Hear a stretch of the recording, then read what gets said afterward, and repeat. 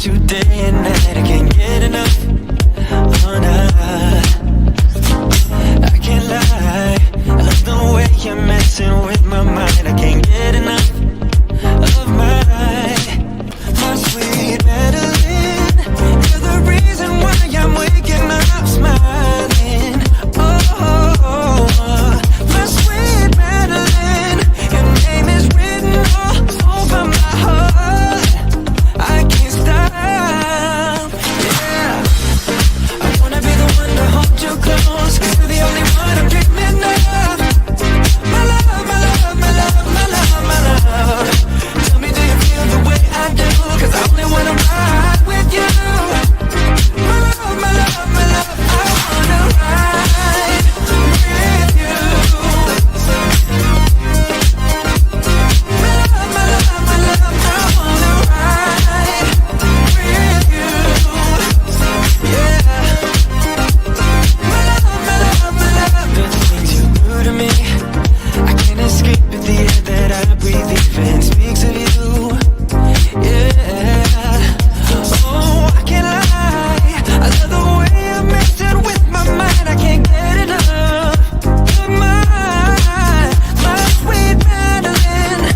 You're the reason why I'm waking up smiling. Oh, my sweet Madeline. Your name is written all over my heart. No, I can't stop.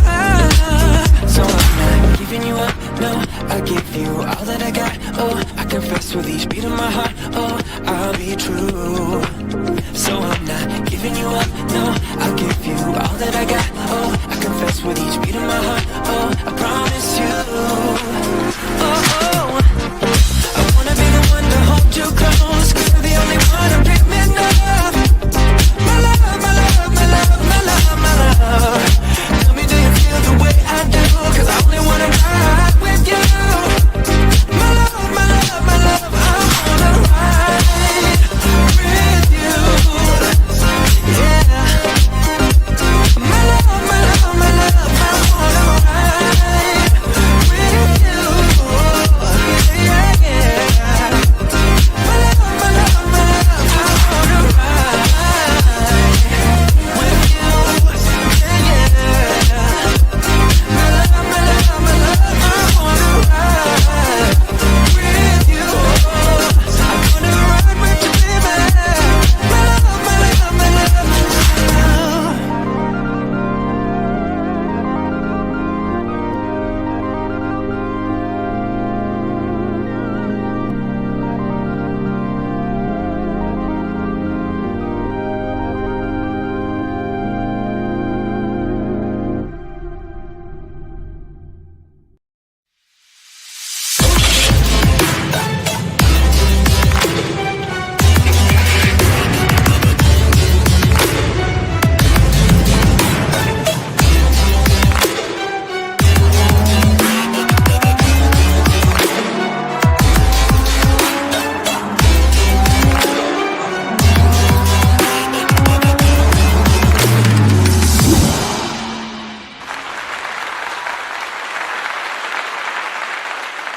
What up, though? What up, though? What up, though? This your boy Tay Biz in the building, man. What's going on with everybody tonight? I know this is Tuesday. I know this is a little bit of an off day, man. But let me tell you something. I feel like going live tonight. I did have it scheduled for last week, I think over the weekend, but I had some things come up, man, and I wanted to be able to kind of like make sure I gave them all today. So today we are going to do this tonight, man. We are about to get it in tonight. How's everybody doing? That intro song, I had to play that real quick, man. First of all, I'm from Detroit, right? So on Tuesday nights in Detroit, we used to go to this place called Club Yesterdays, all right?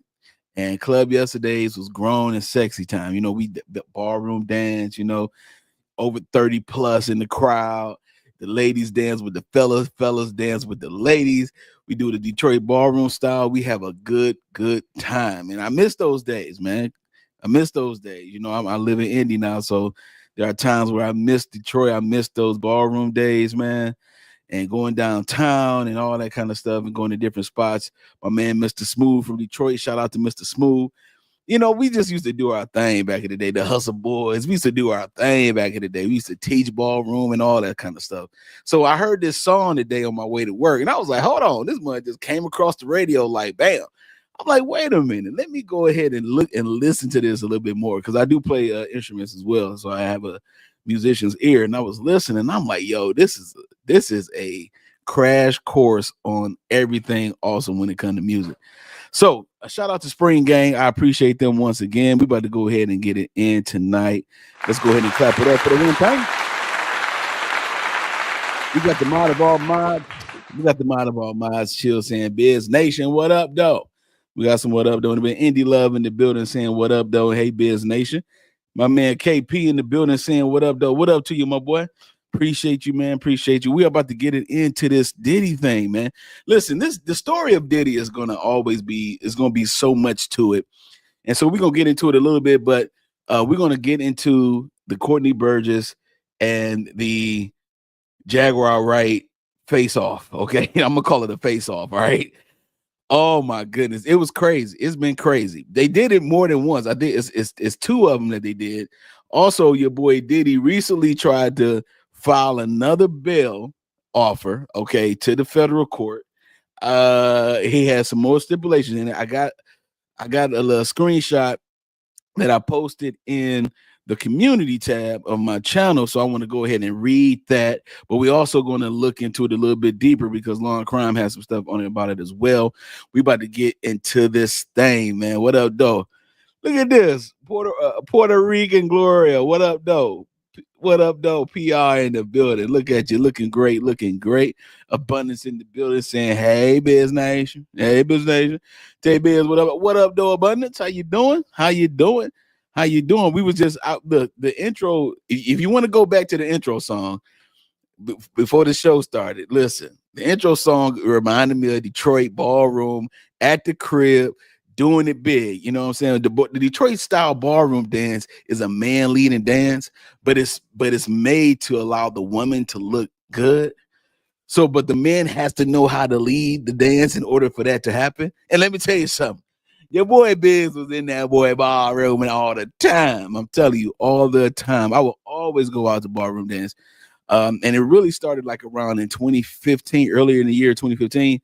Always ballroom dancing, I'm telling you. And so but I'm missing and I love it. And so if you want to check out the song real quick, man, it's by Spring Gang. It's a really dope upbeat type of song. It's something you could dance to, two-step to if you're from Chicago and things like that. Abundance said I'll be in and out, currently suffering with the sinus infection. Oh my goodness.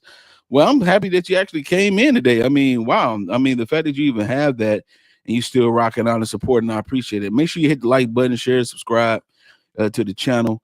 We are about to get it in. Wow, man. Wow. I hope you feel better with that. Sinus and ear infections is no joke, for real. She said, nah, Tay Biz has sweet. I'm telling you, man. Let me tell you something. All the line dances, the Tamia line dance, the Tamia line dance, that dance that a lot of people be trying to learn. I already know how to do that. I done taught that so many times. I know how to do all those dances. James Brown line dance, all the fine China line dance. I'm telling you, I'm from Detroit, baby. This is what we do. We go out and we ballroom dance. Okay, we line dance. This is what we do. This is what we do. It's the only way to be. You see, I got the fedora on. You know, I'm born and raised in the D. You feel me? Like I can't help it. My nickname here is Detroit. When I first moved here to Indy, they called me Detroit. That was my nickname. so it is what it is. I can't escape it. I love home. You know what I'm saying? Tracy Talks in the building. What up, though, Tracy? What up, though, Tracy? Happy Tuesday, y'all. Happy Tuesday. Happy Tuesday. Happy Tuesday. Happy Tuesday. This $2 Tuesday.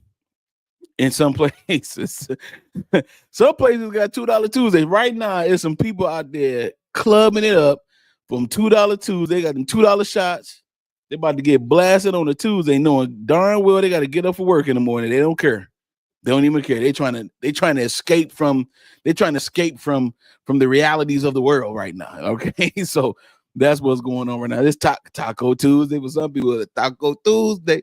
You know what I'm saying? But it's definitely $2 Tuesday in the club. I'm telling you right now, it's definitely $2 Tuesdays in the club. Yo, we about to get it in. We about to get it popping. we about to go ahead and get into the thing with Jaguar Wright and Courtney Burgess. I want to know your thoughts about this. We about to watch this together. But before we get into that, I want to go ahead and get into the Diddy bail, updated bail package that he did a few days before the weekend started. Okay.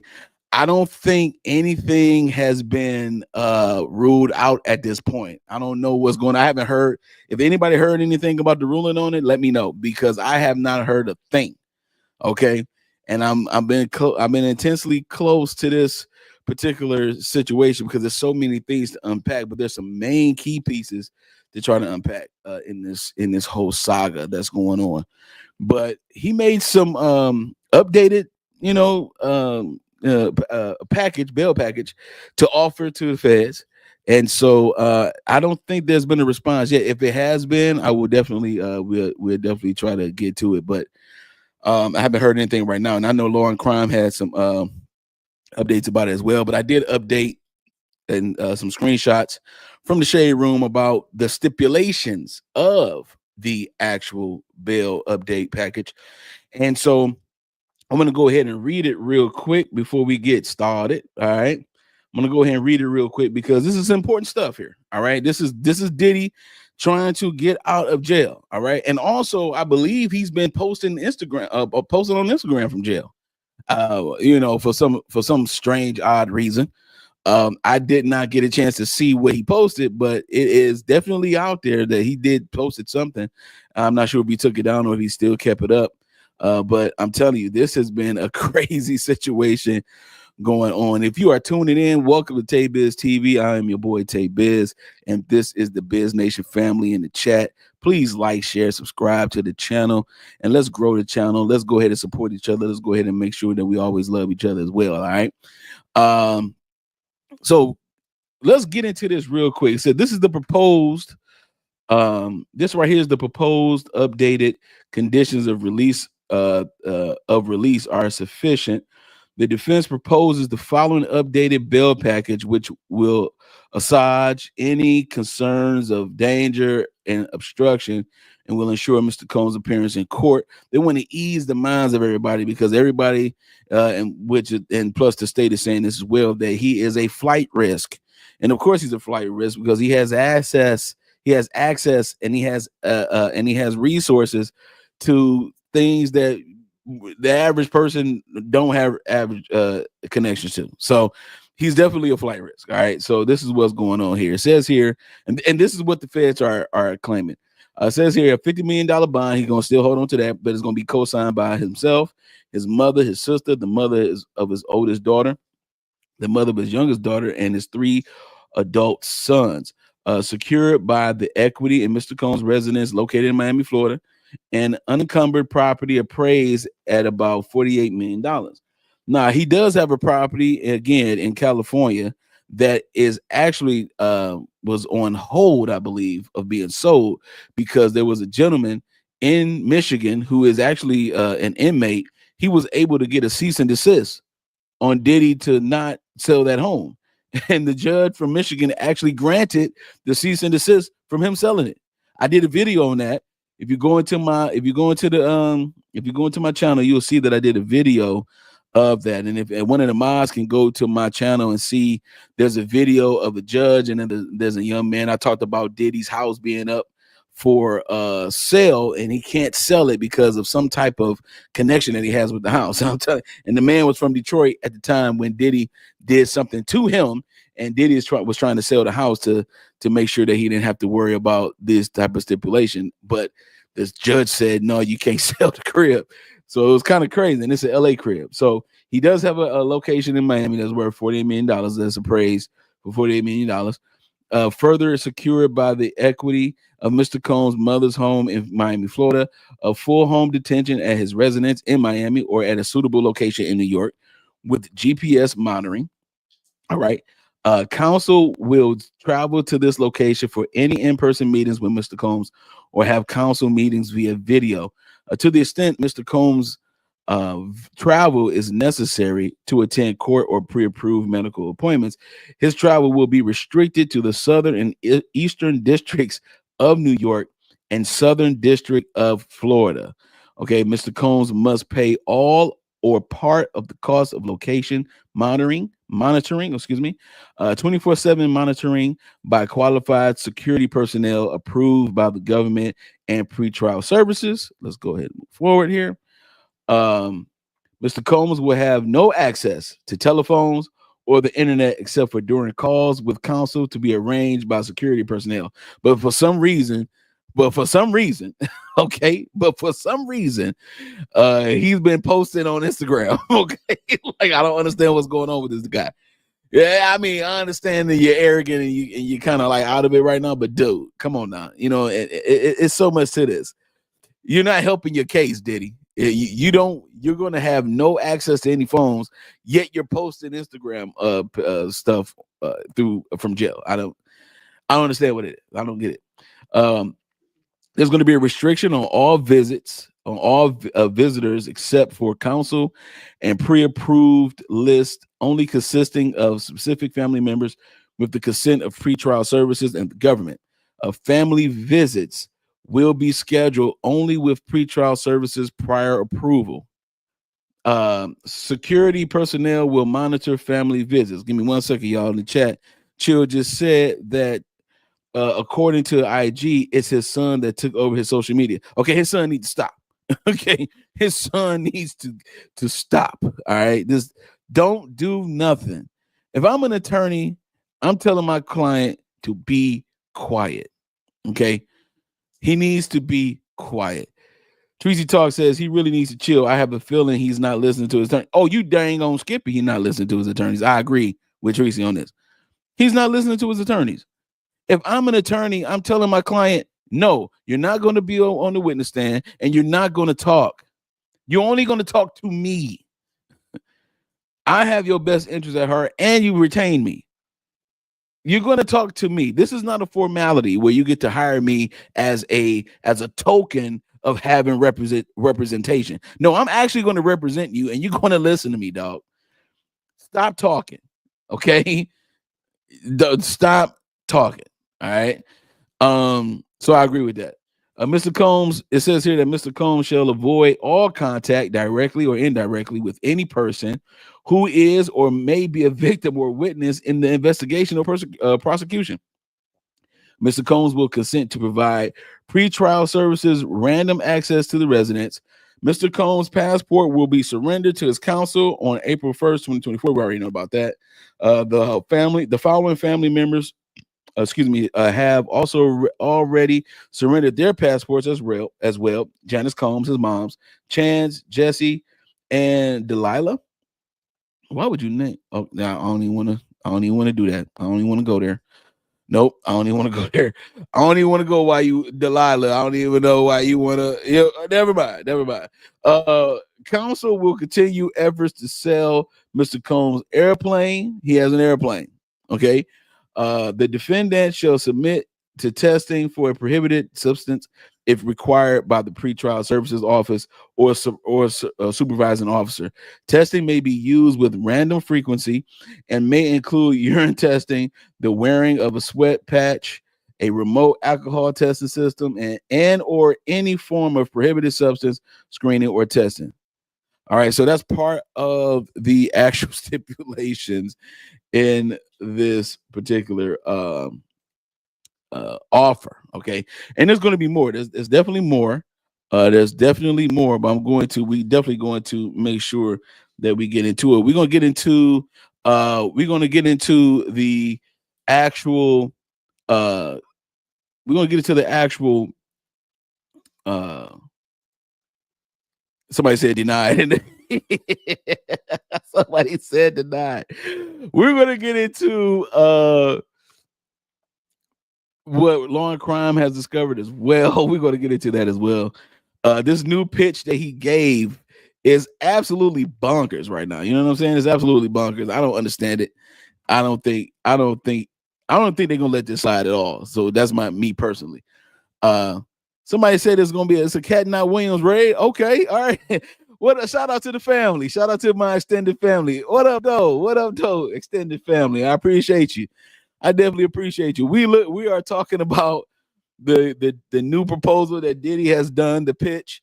We're gonna get deeper into it, and then we're gonna go into this Jaguar Wright and this Courtney Burgess back and forth. I'm telling you, this Chuck is about to be mad crazy.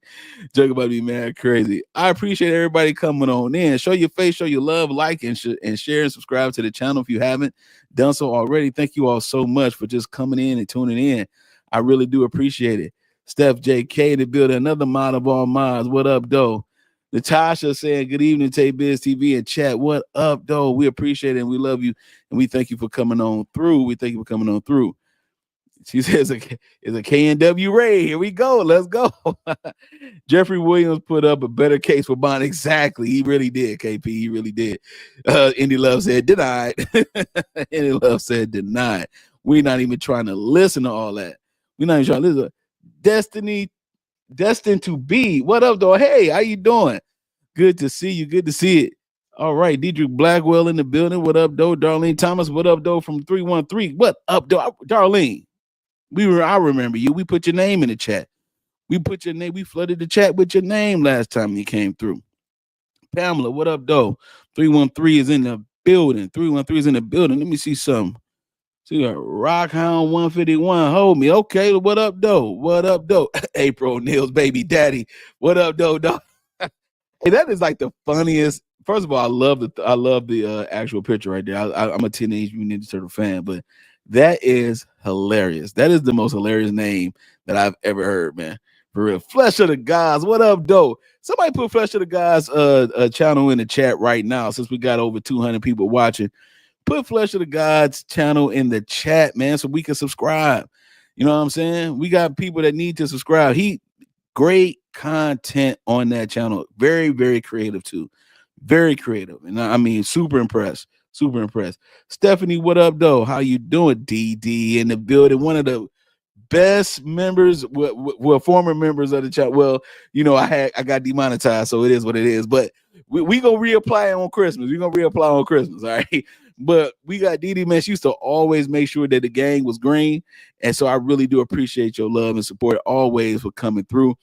Keno Scott saying, what up, though? It's a Cat and Not Williams Ray. What up, though? In the building. In the building. Let's go. Hey, looking for Rico. Everybody's still looking for Rico. Can't find him. Can't find Rico at all. What up, though, Shell? In the building. I love that dog picture right there. That is what's up. That is absolutely what's up. He go fetch the guy's link right there. Go ahead and subscribe. Subscribe to his channel. You feel me? Awesome, awesome content. Awesome content. Chloe Revere said, what up, though, old Tate Biz? I hope you're happy to see me. I'm happy to see you, Chloe. Listen, I had to let some of that smoke die down from the last live we did. I had to let some of that smoke die down, man. But you look, let me tell you something, man. It was a good dialogue. It was healthy. We said what we wanted to say, but needed to say at the same time. And that's what we do. Yeah. Run the likes. That's right. Run the likes up. Run the likes up. Run those likes up. What up? Perfections by Stormy. What up, though? Hello from Cat Not Williams chat. Hey, listen, let me tell you something. I appreciate it. I definitely appreciate it. Cat Not Williams in the building. What up, though? I gotta give her something special. Listen to me. Cat Not Williams give me mad support. Do you understand me? Mad support. She support me so much, man. I mean, even when she just like mentioned my name, or even if she's just looking to see what I got going on the channel, you know, it's like all that is just mad support. She let me be on her channel before. She let me be on Nick's channel on the panel when I was up there with Mel, and I was up there with Miss Sylvia. You know what I'm saying? I was up there with my man Dennis and all that. I mean, like it was some heavy hitters on that boy. You know what I'm saying? And I was a little lad. I was just a little lad, you know. And I appreciate the love and the support, and I appreciate the energy that she portrays, man. That's why it comes back to her all the time. Like you give out, whatever you deposit is what you can withdraw in life, you know. And if you deposit joy, happiness, and you share that love with other people, then you'll be able to reap that right back. So shout out to Cat Not Williams once again. Everybody put Cat Not Williams in the chat. Put KNW in the chat. KNW in the chat. Man, TJ, hey, yo, can't find Rico nowhere. Exactly. Exactly. April Neal baby dad said we are rated like APD when they grabbed that white ceramic watch. Exactly. He said, "What's smoke? What smoke? That was lightweight. Look at you, lightweight. Okay, vapor smoke. How about that vapor smoke, if you will? Let's go. Green hearts in the chat. Put some blue hearts in there as well for the channel. You know, my favorite color is blue, so go ahead, put some blue hearts in there as well. We definitely, yes, Kat is the queen of the YouTube space. I'm telling you right now. She is going to go super far. It's going to be 100,000 subscribers to her channel before you know it. I'm telling you. I am telling you for sure. She's very knowledgeable in what she does as well. You know what I'm saying? So let's go ahead and continue to show love. We about to go ahead and get started with the show though. And so that way we can go ahead and that's funny right there. Indy Love said clat. Okay, not slap, but clat. All right, let's go. We about to go ahead and get into this, see what's going on with this Diddy situation. Yo, let's get into this real quick. Chloe said, I'm not happy that you're demonetized because I don't like how my name looks in gray. I feel you. Hey, you know, it is man, I don't know what's going on. You know, again, it's okay. We about to get into it. We about to go ahead and we're gonna get it back. We're gonna be straight.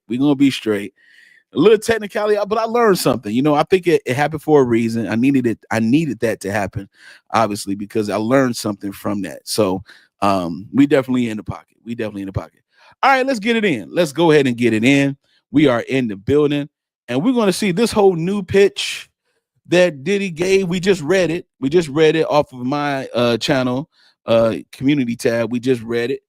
And we're going to go ahead and get into it a little bit deeper before we get into the Jaguar Wright and Courtney Burgess back and forth debacle. Because I'm telling you right now, she called him a clout chaser, and Jaguar just went off. You know what I'm saying? I'm not going to lie. She went off. But she didn't go off like classic off, but she went off enough. Okay, she went off enough. And I think it's like 2 times where they squared off. So we're about to look at both of them. All right, we're going to get a portion of one and then another portion of the other, and hopefully we can decipher what's going on. I think out of all people who have been on this whole Diddy situation, Jaguar Wright has been the most consistent person that I have heard about this from all the way from years ago to now. So we can't take that from her at all. And I don't want to take that from her at all. She knows more than a lot of people, man. And so it is what it is, you know. But let's go ahead and get it in. And the classic one saying the dealer train keeps rolling every single day. FFS in the building. What up, though? Boop. What up, though? You know, hey, flesh of the gods for real, man. Like consistent. And got the receipts though. Got some real receipts. Like she's not even playing about the receipts she got. So hey, let's go ahead and get it in. Sean Combs asks for bail again as the judge presiding over his case shuts down one of his requests to stop people in the case from talking. I'll tell you about that and how Combs's lawyers hope another high-profile case might help him get out of jail. Welcome to Crime Fix. I'm Anjanette Levy. Sean Combs is not giving up on his fight to be released on bail as he awaits trial on sex trafficking charges. His request for release has been denied twice, so he's hoping the third time will be a charm. Combs has pleaded not guilty to racketeering and sex trafficking charges. He's been in custody at the Metropolitan Detention Center since September. In his new filing, he's calling the government's case thin based on the evidence his lawyers say they've received in discovery. Combs says he needs to be released on bail because the conditions at the MDC where he's being held just aren't adequate enough for him to prepare for trial. They cite a recent sweep of the MDC where drugs and weapons were seized. That didn't have anything to do with Combs. Mr. Combs' release on the proposed conditions is necessary so that he can review the discovery and prepare for trial. Despite the MDC's best efforts to facilitate the defense team's needs, the current arrangement makes trial preparation impossible, as evidenced by the recent multi-agency sweep of the facility and resulting lockdown. Combs' lawyers also discussed the discovery they've received and the bombshell video of Combs beating Cassie Ventura in a hotel hallway in 2016. They appear to shrug off the beating. It confirms the defense's initial description of the events depicted in the March 2016 video recording. The video is not evidence of a coerced freak-off, but rather a minutes-long glimpse into a complex but decade-long consensual relationship between Mr. Combs and victim one. Additionally, the new evidence refutes the government's proffer at the initial hearing regarding a potential second alleged victim, and the new evidence confirms that the government's obstruction and witness tampering allegations at the initial bail hearings lacked a factual basis. So Combs is Well, I'm sorry. Wasn't he using her to recruit other women? What wasn't he using her to do that? I mean, come on now. Yeah, yeah. Like let's keep it a buck for a second. Like we know there had to be some type of promise offered in order to get this type of outcome from someone. And then on top of that, not only do this video come out, you right behind this video, you admit that it's you. You admit that it's you. You were somewhere in Bali making pots out of clay or something with Russell Simmons or wherever you was at. And you admitted straight up that it was you on your own Instagram, which every lawyer in America was pissed, PO'd at this man for that, right? So come on, man. Like to say this was consensual, and then on top of that, to settle, to do a settlement within the 24 hours. And Gene Deal stated that his implication of the amount of money was like upwards of 30 million. Okay. Allegedly. All right. But let me tell you something. Ain't nowhere in the world this was all consensual. At some point, it did not become consensual. All right. It may have started off that way because you presented it that way. But nah, dog, it wasn't none consensual about what was going on, man. It was so much stuff going on. And that lawsuit that she filed had so much stuff in it. It's absolutely ridiculous. And again, Jaguar Wright was the one that was able to back that and also have receipts on that. It was things happening to Jaguar Wright herself where she had the receipts. So this whole thing about consensual and that play on words on that, like, nah, man. Nah, dog. I don't want to hear nothing about that. His lawyers are saying, based on what they've seen, there doesn't appear to be a second sex trafficking victim. Combs's lawyers have maintained the threesomes between Cassie, Combs, and male sex workers were consensual.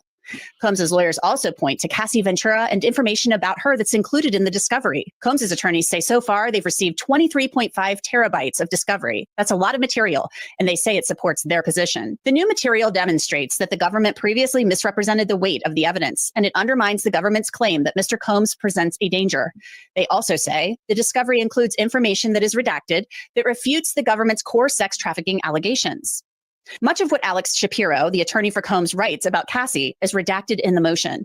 But Shapiro says the evidence shows Cassie's allegations of sex trafficking and sexual assault were a way to obtain a financial windfall from Combs 5 years after their relationship ended. In fact, Shapiro claims Cassie Ventura, in the spring of 2023, needed money to support her family. So she started writing a book about her relationship with Sean Combs and then had a lawyer contact his lawyer to see if he would buy the exclusive rights to it for $30 million.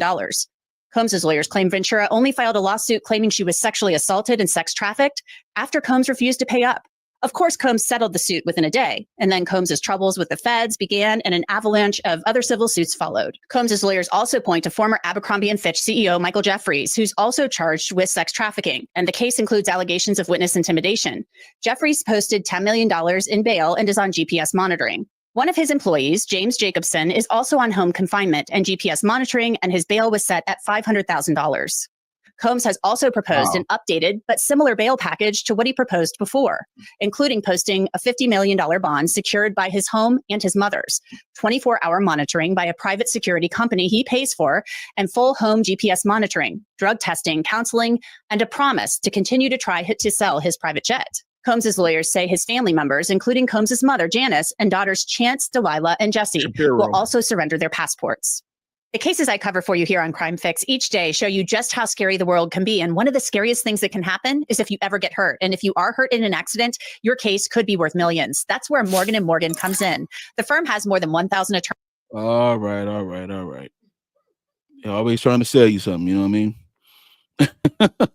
Here we go.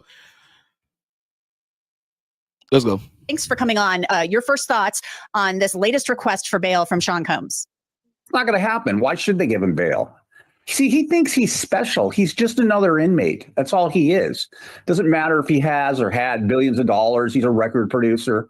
You know, they're holding him in there because they're concerned. I don't want to say afraid.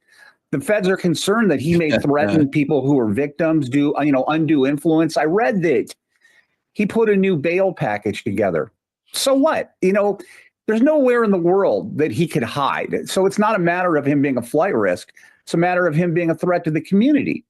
And, these lawyers, they know he's not going to get it. What is a lawyer's job? A lawyer's job is essentially to create billable hours. So that's what they're doing here. Puffy is desperate for obvious reasons. He wants to get out of custody. So the lawyers will sell him a bill of goods, charge him, I don't know, $5,000 an hour, $10,000 an hour. Who knows? Then they'll have 2 or 3 paralegals read it. That bail motion could cost $50,000. So they're selling him a bill of goods, putting together a bail motion that they know isn't going to happen. I mean, we've seen this before, haven't we? Well, they point to this Michael Jeffries, the former CEO of Abercrombie and Fitch, and they say, well, look, he is charged with, sex trafficking in a neighboring district. He faces similar charges with allegations of sex trafficking and witness intimidation, and yet they let him go on bail. Well, and he's okay. at home with GPS monitoring. So they're looking at that in a neighboring federal district and saying that's an example of why he should get out. Your thoughts on that? Well, I don't believe this other guy, Jeffries, was playing with 9-year-old children, was he? I don't believe he this has. is an allegation. I didn't follow that case, but were there 120 plus victims? No. Were there children? No. I mean, this guy's a CHOMO. That's a prison term for all the viewers here. CHOMO stands for child molester. Okay. They're the most hated people in any prison next to informants. So he could be a security risk when he's out there. Someone may try to take him out. Now imagine this. He's safe. Now I'm sorry to pause, but there was an interview that Suge Knight did with Patrick Bet-David about Diddy being an informant. He talked about it. He talked about how he had tapes and things of politicians, of preachers, of celebrities, and all types of stuff, artists, everything.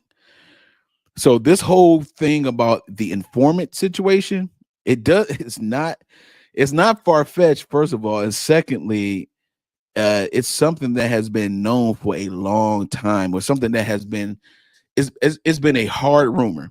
All right, it's been a hard rumor for a long time. Okay, so I don't want to put nothing past the fact that the being an informant situation could be a part of the reason why he's in this tight situation as well. It's so many different factors. Let's keep it a beat. It's so many different factors. What he's done to victims, both male and female, and also what he was supposed to do when it comes to being an informant and things like that. So it's possible that all these things have caught up. And a lot of people was talking about his deal with Diageo and how that went south once he was trying to say, hey, you all are not allowing the people who are, I guess the minorities to be able to have opportunities in certain areas and things like that. When they basically allow him to be the ambassador for most of their liquors, like Ciroc and things like that. So a lot of people were saying that, hey, this whole thing with Ciroc and that deal and how that happened, that's the reason why they wanted to get rid of him as well, because he threatened the company with all this money and all this kind of, like, it's so many different things that people have been saying. But let's stick to what is factual. You know what I'm saying? And so that's the reason why he's in the state that he's in. There are some facts, there are some actual evidence that has been presented. So that's the reason why it is what it is at this point. So let's continue though. Before he's at an MDC, he's sitting up there in the SHU, the special housing unit. Nobody's going to get to him. He hits the street however he does it. Somebody pays someone off on the outside. Because remember, Coombs got a lot of information on a lot of people. Things that you and I will never hear about. Maybe some of the viewers know, but things that we will never know. So somebody wants to take him out. Somebody pays somebody. Okay. And boom, They put a bullet in his head, whatever it may be. They poison his food. You know, they turn him off like a light switch. Myra, so he's probably better off being in there. And the lawyer the lawyer, I believe, should spend more time being honest with Coombs instead of selling him a pipe dream. I mean, this is not, I've read all kinds of reports. He's not happy with this. He's not happy with that. Hey, people, this is not a hotel. This is a detention center. He's really not even a federal inmate because he belongs to the U.S. Marshal Service. He's what's known as a pretrial detainee. But it's not supposed to be fun. It's not supposed to be comfortable. I spent 10 years in federal custody. I was in 11 different federal prisons, high security, medium, low security, minimum. They bounced me around a lot because they were a little pissed off at me helping people get out early, medical care transfers and such. I spent 2 years at MDC in Los Angeles, and I filtered through MDC New York. I flew on Conair, so I kind of know what happens and what the setup is. So to reiterate back to my original statement, why should they let him out? Because he's uncomfortable? Nobody cares. Nobody at all. Well, Larry, one thing I do want to point out is that he's not charged with doing anything to children. I mean, these are civil allegations. These are civil suits, but... Okay, hold on. I know where you're going with this. There's something that I think you and maybe some of the viewers should look up. It's called relevant conduct. It doesn't matter whether he's charged with it or not. Let's say that you and I go and we commit a bank robbery and we use a gun. That'd be a hell of a robbery, wouldn't it? And in our plea agreement, we sign something, or the government signs something that says, well, we're going to dismiss the gun charge, but we're going to get you on the robbery charge. It sounds all well and fine. But at the time of sentencing, they're going to bring the gun back in as relevant conduct. So what the DOJ does is they take things that you weren't necessarily charged with or events that were dismissed, and they use that against you. Let's put it like this. This guy has public safety factors. He's a threat to the community, and he's a potential flight risk. Although people all over the world, recognize him, or they should recognize who he is. So where's he going to hide? These factors all based together, they're not going to let him go. It's not going to happen. Well, one thing I wanted to point to, Larry, was the fact that in the motion for bail or in the request for bail, all they talk about is sex trafficking. They don't talk about the racketeering charge at all. And the feds have said repeatedly that there's more to this than just... Hold on 1 second, y'all. Shout out to Cadna Williams for sending the $20 cash app. I appreciate you so much.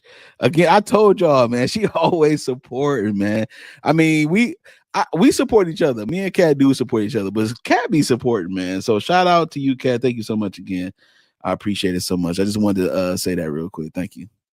Passy and the sex trafficking allegation. They're saying that he ran an organized crime, an enterprise through his businesses, and that he committed other crimes. So they're saying there's more to this than just the sex trafficking. And they found guns with scratched off serial numbers in his house.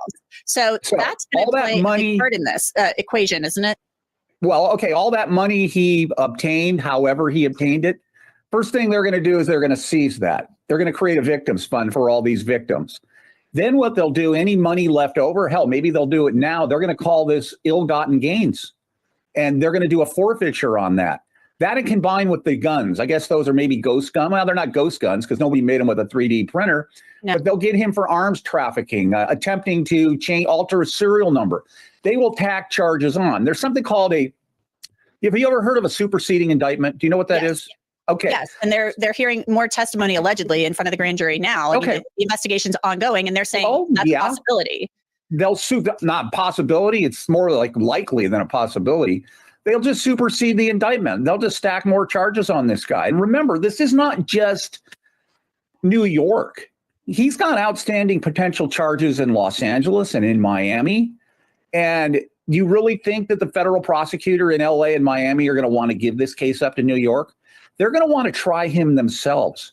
So when and if, I wouldn't necessarily say if, when he's convicted, because they got plenty of stuff on him, when he's convicted in New York, most likely he's going to take a jet plane ride. They're going to put him on Conair. They're going to send him down to LA so the LA U.S. attorney can get some press time. They're going to convict him here, and then they'll shoot him down to Miami. And what will happen is, remember, he's not a federal inmate. He's not in a federal prison, not really, although the BOP runs MDC New York, but he'll stay in the shoe wherever he goes because they can't send him to general population. You know, in this combined, I don't see him getting a life sentence. I really do not. Remember, I'm not a lawyer. I spent 10 years in the feds. I turned it into a business, but I've been helping people. I run Wall Street Prison Consultants. You can look me up. I've been doing this for 20 some years on the inside and the outside. So I know a lot of things about really how it works. So let's say they don't give them a life sentence, but gee, we're going to give you 20 years for this. We're going to give you 10 years for that. Well, let's give them another 20 years for this. And they stack the charges on top of each other. It's called a consecutive sentence opposed to a concurrent sentence. So theoretically, he could be in there for the rest of his life, but it's not a life sentence. So his lawyer really should start being honest with him instead of looking to get more Ben Franklin's passed over to him. Because that's what lawyers, not just this lawyer, all lawyers, remember, their job is billable hours to collect money. And this guy's got deep pockets. What happens here when the money runs out? I mean, it's a good question. Larry Levine, thank you so much. I appreciate you coming on. Certainly, anytime. Now, last week, I told you about Sean Combs wanting a gag order for witnesses in the case. The request. What y'all think about what he said, though? What y'all think about what he said when it comes down to the stacking of the charges? Like, he would get charges stacked on him so much to the point where it would add up to a life sentence, but it won't be an actual life sentence for anything that he does. Very interesting, isn't it? Very interesting, you know? And again, I call our court system and I call our court system a debt collection agency is what I call them. Like, you know, this is the thing. They collect debt. When you get pulled over for a ticket, whether it's a seatbelt or whether it's a, you know, whatever it is, no insurance on you, or you have no tags is late, you know, expired or whatever the case may be, tabs, I mean, you got to pay for that. You got to pay a debt for that. And they're charging you. That ticket is a charge. It's a receipt. It's an invoice to say that you have to pay this, right? And you got to go before the court and you got to pay the piper. You got to pay the court. And once you pay the court, then it's almost like you never even did anything, you know? And so that extortion, that's even, you know what? Let's call it an extortion agency. An extortion agency that collects debt. It's an extortion agency that collects debt, right? They use debt to extort. How about that, right? I mean, thank you, Steph JK. That's what's up. That's even better almost. Because as sure as it wasn't about the money per se when it came to Thug, what did Judge Whitaker say? How much money he had to pay? Was it 100,000? They want that money. This man got probation. This man got probation for 15 years, and he got to pay some money. He got to go visit some kids and do some stuff. He got to do. I mean, dog, just say it was about the money in the beginning, because you didn't have any evidence or whatever. He just pled guilty because that was the best thing for him to do at the time. You know what I'm saying? But dude, man, this is crazy work. This is crazy work right here. Myra said, "You are so right. Great name." I mean, look, an extortion agency that collects debt. You know, like I said, I call them a debt collection agency. All they do is collect money. That's all they do. That's all they do is collect money. That is all that they do is collect bread. That's it. That is it. They just collect bread, and that's all. All right. Look at that. J Unique Designs. Pimps. Pimps is even pimps. Okay. Kednot Williams said, "I appreciate what victims' funds do, but there is some funky lobbying stuff going on in New York related to it. There's a nonprofit organization, SFFNY, that was lobbying for funding for shelters." Wow. But they formed a separate company to hold the assets. Judy Kluger, I'm hoping I'm saying that correctly, led the way, but today no longer on the board. Ain't that interesting? And so, and again, they utilize these funds for you know, well, for the community. I just put it that way. You can say fixing roads or whatever the case may be, more police or whatever, you know, even that kind of stuff. I mean, that could go for some of that too. But at the end of the day, it's like they're using the good of the law to do some stuff that they know ain't right at the same time. I think I have a very bias against prosecutors. I think state prosecutors are lazy. I think they're lazy. They don't really do no actual investigative work. I don't think they do anything to concrete something. I think they do enough, but when it comes to like trials and stuff like that, like I just do not like prosecutors. If you go through if it ain't federal, let me just say state prosecutors. If it ain't because federal prosecutors, man, look, they work. By the time you get finished with a federal prosecutor, they're gonna have your whole situation, everything. They're gonna have some evidence on you. They're not gonna play around. But let me tell you something about state prosecutors. All you got to do, just show up. The first thing they're going to do, because they don't want to actually prove anything right, the first thing they're going to probably try to do, if they can't prove anything, is plea deal you out. And the plea deal always have money involved. It has some type of money involved or some type of time that has to be given up, which is money. And then after your time is up, you got to pay money. They don't really do the full job they're supposed to do. You know what I'm saying? You got some outliers, of course. But overall, man, state prosecutors is lazy, man. You know what I'm saying? So that right there, I don't trust them at all. So I have a bias against them. I don't trust them, man. You know, I have my own personal reasons why I have a bias against them as well. if I'm being honest, all right. All right, yeah, but let's go ahead and get into Jaguar Wright and Courtney Burgess. All right, now, if anybody know Courtney Burgess is the young man. I did a video on Courtney Burgess. He had an interview where he was able to retrieve 11 flash drives, and the flash drives that he was able to receive came from someone that was an associate of Kim Porter, and it had a bunch of stuff on it, freak offs or whatever, and also it had the manuscript. According to him, it had the manuscript of Kim Porter's book. Okay, there was a book that came out, and that book that came out hit the internet hard.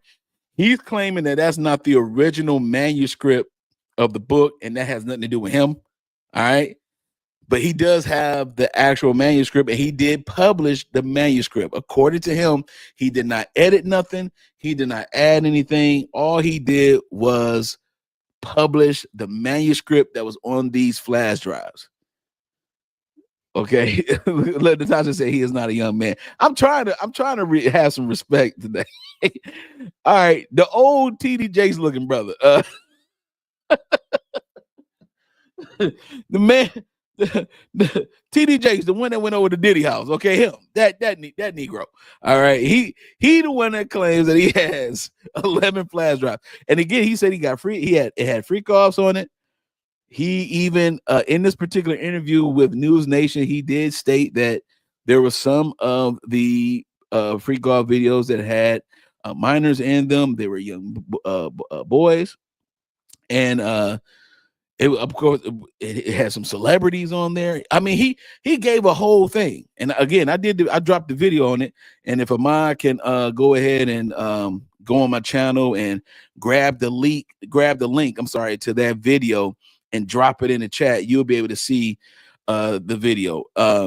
He had just came out of the grand jury hearing. All right, he was subpoenaed by the feds to be a witness, okay, before the grand jury. All right, so I'm telling you, like, this guy here, man, I don't know. I think he's like well known in the hip hop industry from like years ago. Right now, I don't think he's doing anything for real. He say he's a talent scout and he's a manager for certain artists. I don't know, man. It sounds like a clout chase. Okay, it sounds like TD fakes. Is that what I saw? TD Fakes? It sounds like TD Fakes had a clout chase going on right now. Okay. I'm not totally sure. All right. But we are going to get into this because I'm telling you right now, Jaguar went in, and I want to get into this real quick, and then we're gonna get into the part 2 of it, because I think the part 2 of it is just as lit as this one. So let's go ahead and get into it. I'm gonna shut my mouth. I'm gonna let y'all see what's going on here, and we're gonna get into this Jaguar Wright and this whole situation. All right, and I'm gonna go ahead and play it. And I think he comes in. I forgot what time he comes in. He comes in around the 20-something minute mark. I'm just gonna do a little bit because Jaguar was spitting some stuff before he came on, so I wanna get into that too as well. So let's go. Here we go. And I'm gonna be making it to Make my sure you hit the PO like box, button. so Make sure you hit the you'll like be button. seeing something very special soon. I can't wait. I'm honored. And it's just, I love anybody who's interested in getting to the heart of what's real. But these are explosive conversations, and we'd be fools to not take them step by step. Nobody wants to get called into court by the feds. What do you think about Courtney getting called into the court by the feds? I think it was appropriate, considering. Very appropriate. I just don't understand why nobody is asking how he ended up in front of the feds and I didn't. Is that coming? I doubt it anytime soon. No. You know why she's not being called into court? Because she'll destroy everyone. She'll destroy them all. They can't. I'm gonna be quiet. I wish somebody would take me to court. All they do is make threats and hire more stalkers and weirdos to hunt me down and try to discredit me. Do you think the fact that Courtney got called into the court authenticates the book? No, I think it authenticates what I've been thinking about him.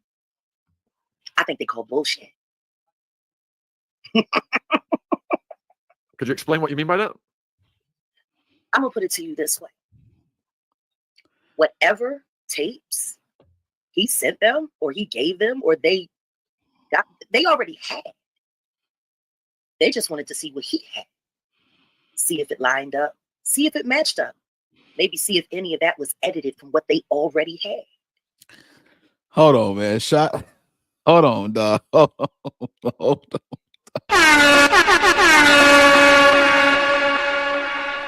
We got somebody from the Rico trial. Shout out to McDonald's on Cleveland, man. Listen, you all, the names, the troll names are just, I love them. Okay, I love them. April Neal's baby daddy. I had somebody else. I had another troll account in here talking about Lion Miss Love or something like that. Something Lion Lawyer Love or something. Yo, y'all be coming to McDonald's on Cleveland. Yo, shout out to McDonald's on Cleveland. He or she said, I'm sorry, but she be acting out her own soap opera. Listen, I'm gonna be totally honest with you. I definitely believe that Jaguar Wright is very animated when it comes to her presentation of what she does, right? But I think that we have to understand that there is some trauma attached to a lot of the stuff that she's saying too, I believe. So I think that we need to be a little bit understanding. But man, McDonald's of Cleveland, that was awesome. Shout out to you real quick. Let's go. He got caught in lying. And that's why there's a gag order on it. What I want to know is if he only had a portion of tapes, those aren't all of the tapes, how can he be so certain that Miss Knowles was never around? Like you caping for some really interesting people. I know he's going out of his way to try to disparage me or discourage people from talking to me. I also think it's interesting that his lawyer is someone who appeared to agree with my position on some things, confirm my position on some things, reached out to me, and then when I hit her back with a real message, she just went ghost. And I am speaking of Ariel Kidd. I find it very interesting that she also represents that woman who was assaulted with that remote control. I also think it's even more interesting that nobody's talking about who made the phone call. because some research has been done and information has been shared. And it wasn't just a neighborhood witness that called the police that day. It was a law enforcement officer themselves. So I'm just trying to figure out, while you're advocating for this witness, why wasn't that mentioned? It wasn't just a witness, a neighbor who saw this woman run out and saw the car speed. It was a law enforcement officer that called. And then law enforcement came out. And as Ariel's witness stated, and she's repeated on several occasions, no one wanted to believe her, which is why she didn't get further into dropping names. That kind of suggests there was some intimidation when the witness's coworker showed up. But all of that, and the simple fact that no one took that woman to a hospital to get a grape kit or to be, just do a little intake with a psych doctor to make sure that she wasn't having hallucinations or delusions, why there wasn't a blood panel ran on her to see if there were substances in her system. I don't understand how that didn't happen after she had been assaulted and drugged by a woman who wasn't even a qualified medical condition. Why is no one talking about KK? The phlebotomist who apparently rigs people up with IV and knows how to administer shots. I don't know. If I were an attorney and I were representing that young woman, I believe her name is Ashley. I were her attorney, I would be bringing up all of these things. I don't know. Maybe I'm reaching. Hey, Any Love 2008 said Jaguar would cause a mistrial if she was on the stand. and then a buddy said facts. Yo, this is hilarious, dog. Let me tell you something. I'm gonna be honest with you. Listen, I'm gonna be honest with you. Listen. With Jaguar Wright, I gotta eat the fish and spit out the bones with her, man. I just do. I gotta eat the fish and spit out the bones with her. Take the things that has legitimacy to it. Because a lot of stuff that she has said before this whole thing happened, it did happen. So, you know what I'm saying? So there for a long time, she was like a cry aloud, spare not type of person, and nobody wanted to really hear her out. Nobody wanted to hear what she had to say. And then now that this is all happening, now she was on Piers Morgan. She was on Piers Morgan not too long ago. All right. So, again, I just think that with Jaguar Wright, every acquired taste doesn't mean that it's not legit or it's not good. It just means that you just don't like that taste, which is fine. Everyone's presentation is not going to be to your liking, but the substance of what they're saying that's something that I glean to. I'm looking for the substance. The whole presentation, the whole spotlight thing you do, that's all fine, and that's fluff for you. I'm concerned about the actual substance and if it's factual. You know what I'm saying? So we got to eat the fish, spit out the bones with old Jag. All right, let's go. But this was hilarious, man. She would definitely cause a mistrial, though. I ain't gonna lie. She would definitely cause a mistrial, man. I mean, Brian still would love to have a Jaguar Wright as a witness. Okay, for the prosecution, what? Oh, it would have been a mistrial. Been a mistrial. Let's go. So you're saying there's a containment exercise in progress surrounding what's out there, what they know is out there now, and they're going to protect vested interests. I'm saying that I believed all along that Courtney Burgess has been playing chicken with the law in hopes to dilute and confuse the jury pool. Like me. I just don't think I was right about why I thought it. When he started attacking Albie Shore, that was out of character. Highly out of character. Because anyone who knew or loved Lady Kim Porter, as her husband referred to her, and that's Albert Brown Sr., would know that no disparaging Albie Shore. Kim did she did not stand for Albie Shore bashing in her life. So to say that you're her friend and then to dishonor her lifelong commitment to the man she married and had a child with. That only benefits the man that just put a bunch of babies inside her and never married her. It's weird. A man that abused her. You're helping him, sir. I was wrong about why. Ron, anything to add to that?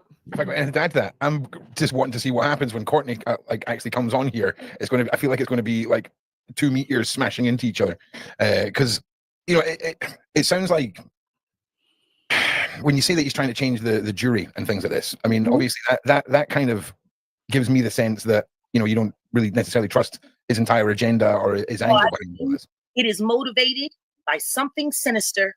Okay, and. Sit there and she believes that Courtney Burgess is motivated by something sinister, and I believe I saw in the chat where someone said something about his credibility is not that good, or he's been caught in some lies and things of that nature. So I did see that, and again, a lot of people don't necessarily rock with Courtney B like that. But he has a cult following of people that does, like, legit. So this is all interesting to me, man. You know what I'm saying? Again, this is the outskirts of what may be when it comes to this whole particular case. And again, in any case, in any court, it's about what you can prove, not necessarily what you just bring up to the table. Like, you can bring anything to the table. Is it facts though? Is it evidence? Is it legit? That's what court is all about. So let's go. The best way to create disinformation is to get pieces of the truth and then build a bunch of negative and weird, attachments to it. It's kind of like what they did with the Bible. There's still a lot of truth in there from the original scrolls. And then there's a lot of propaganda that were added by people. Why does no one want to believe that that's what's happening with this book? Okay. The man that is defending the book, the white man who came out lying with an African-American name. Issues with that. Your name isn't Jamal, sir. Why did you choose an African-American name as your ghostwriting name for a book? If what you really wanted was justice for Kim, then you should just come forward with your face. It would have had a great impact to see a white man care so much about a woman's legacy who was being erased right before America's very eyes for the past 6 years. Like, if that's really what you wanted to do, why did you come forward with an African-American name, sir, as your, like, you could have came out as Hans if you didn't want to use your name. Why Jamal? So she's talking about Jamal Millwood, who published the Kim Porter manuscript that Courtney Burgess had. Okay, remember now. Courtney Burgess has 11 flash drives, and in those 11 flash drives are freak offs and things of that nature that he claims that he saw and turned off because it got too freaky for him. It's a freak off. So he went on it. It wasn't a freak on for him. It was a freak off. He was off the internet. Okay.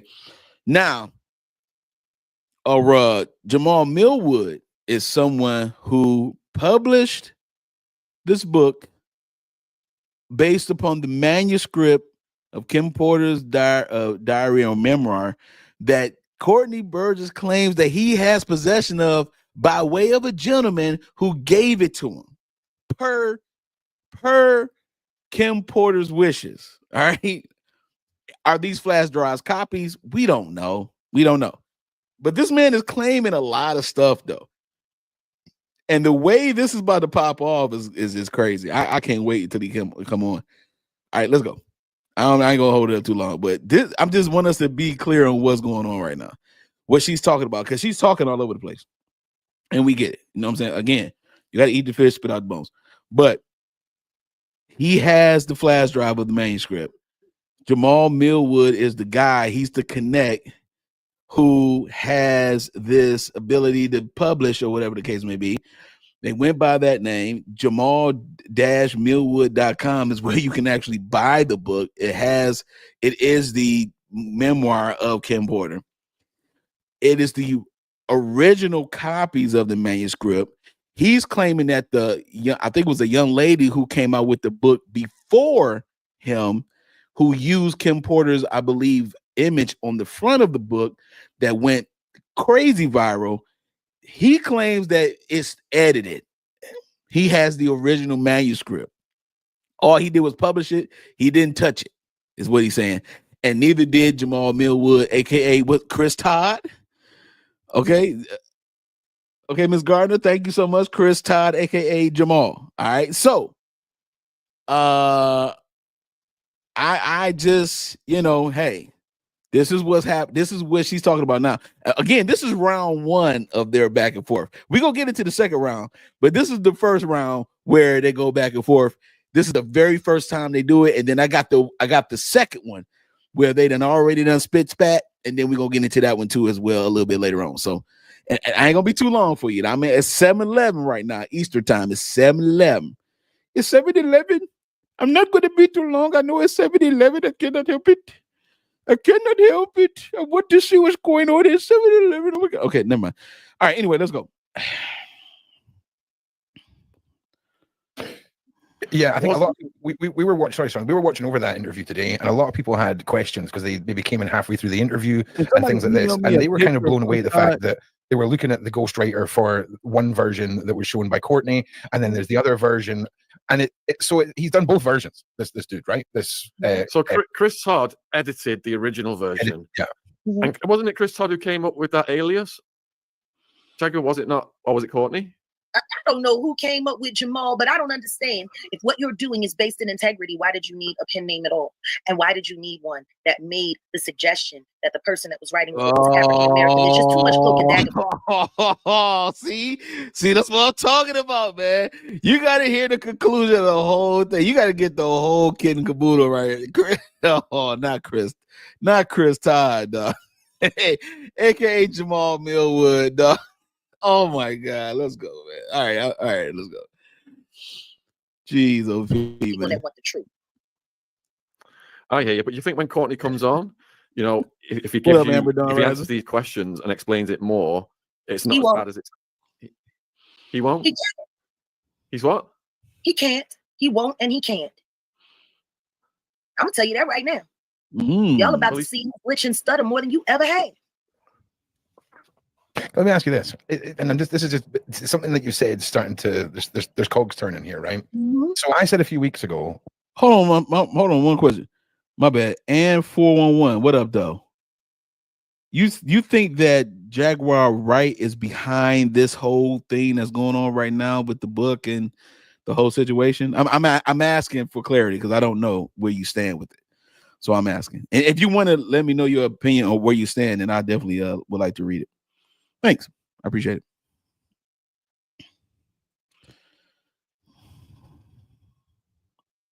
Wouldn't it be interesting if a key piece of evidence or a key eyewitness comes forward in this and takes the whole case by storm, and then subsequently something happens that derails the public opinion on the legitimacy or the contents of something?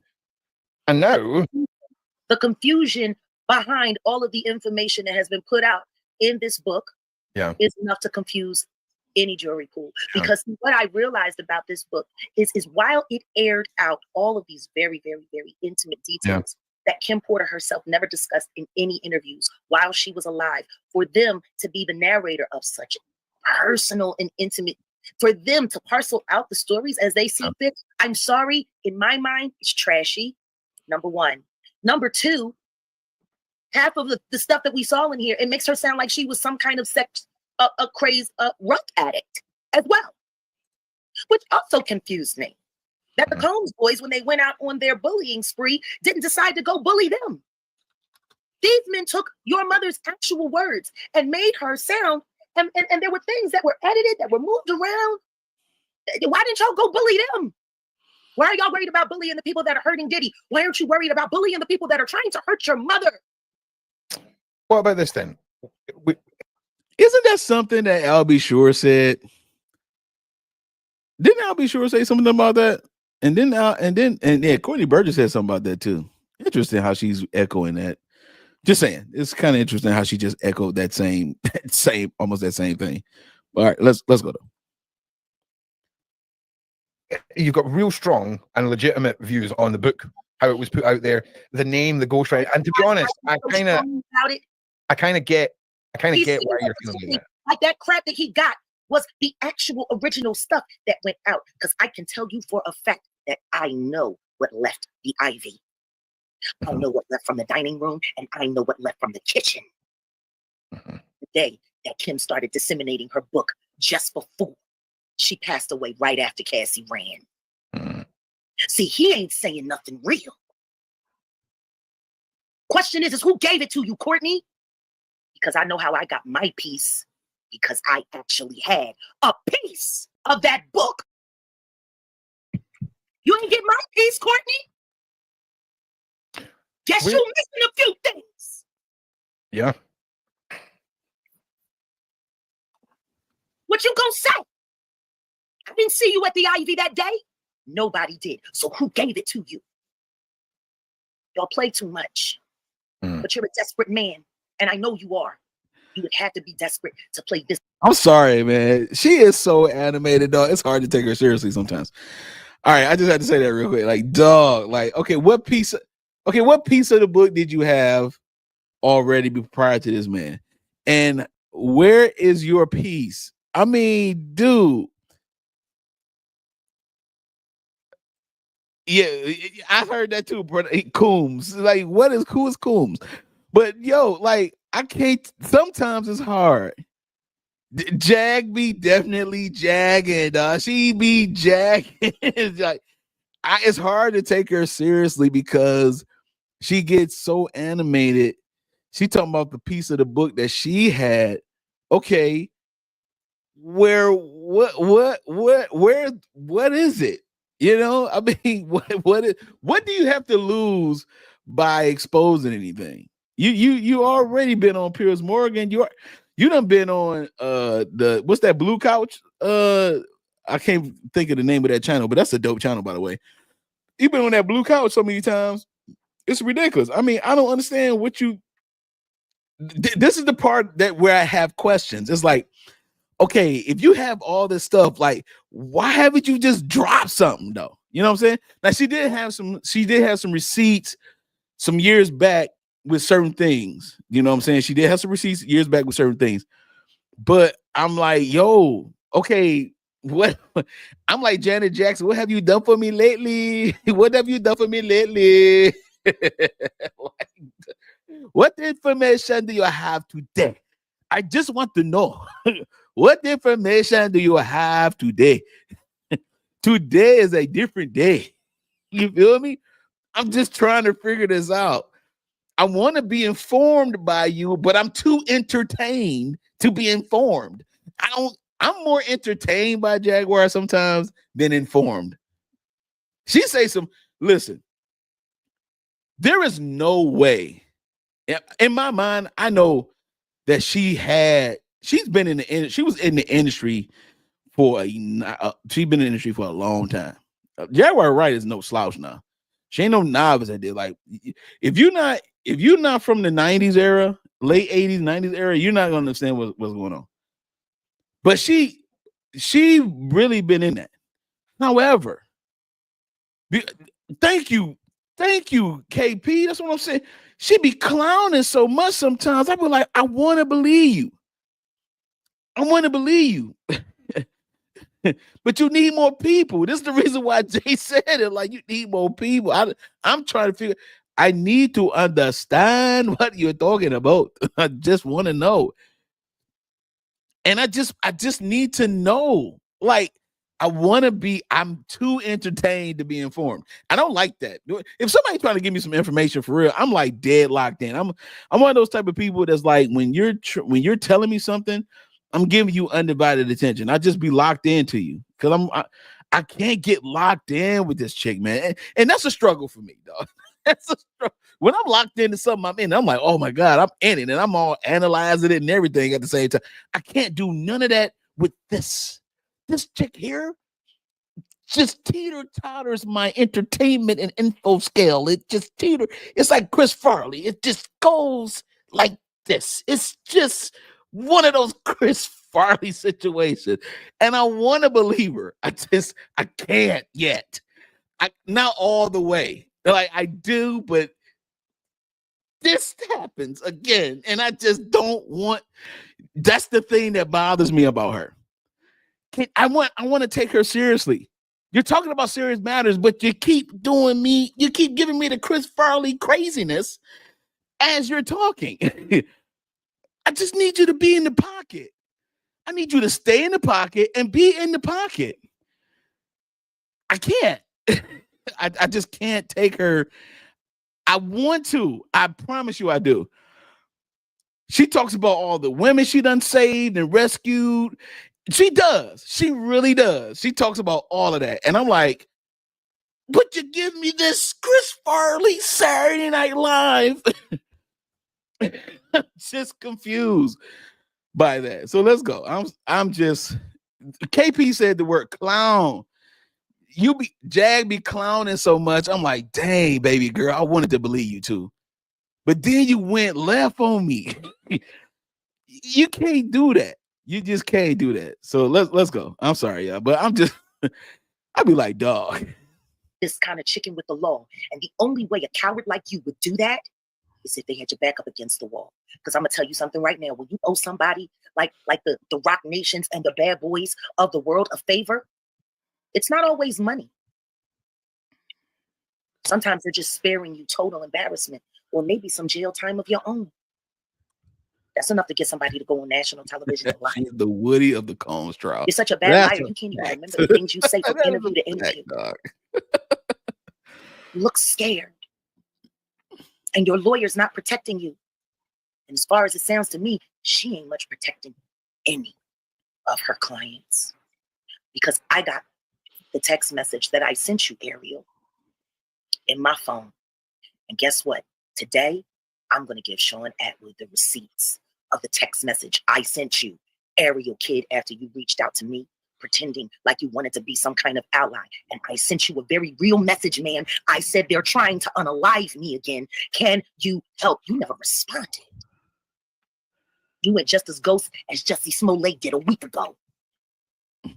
But I'm starting to research you, Miss Kid.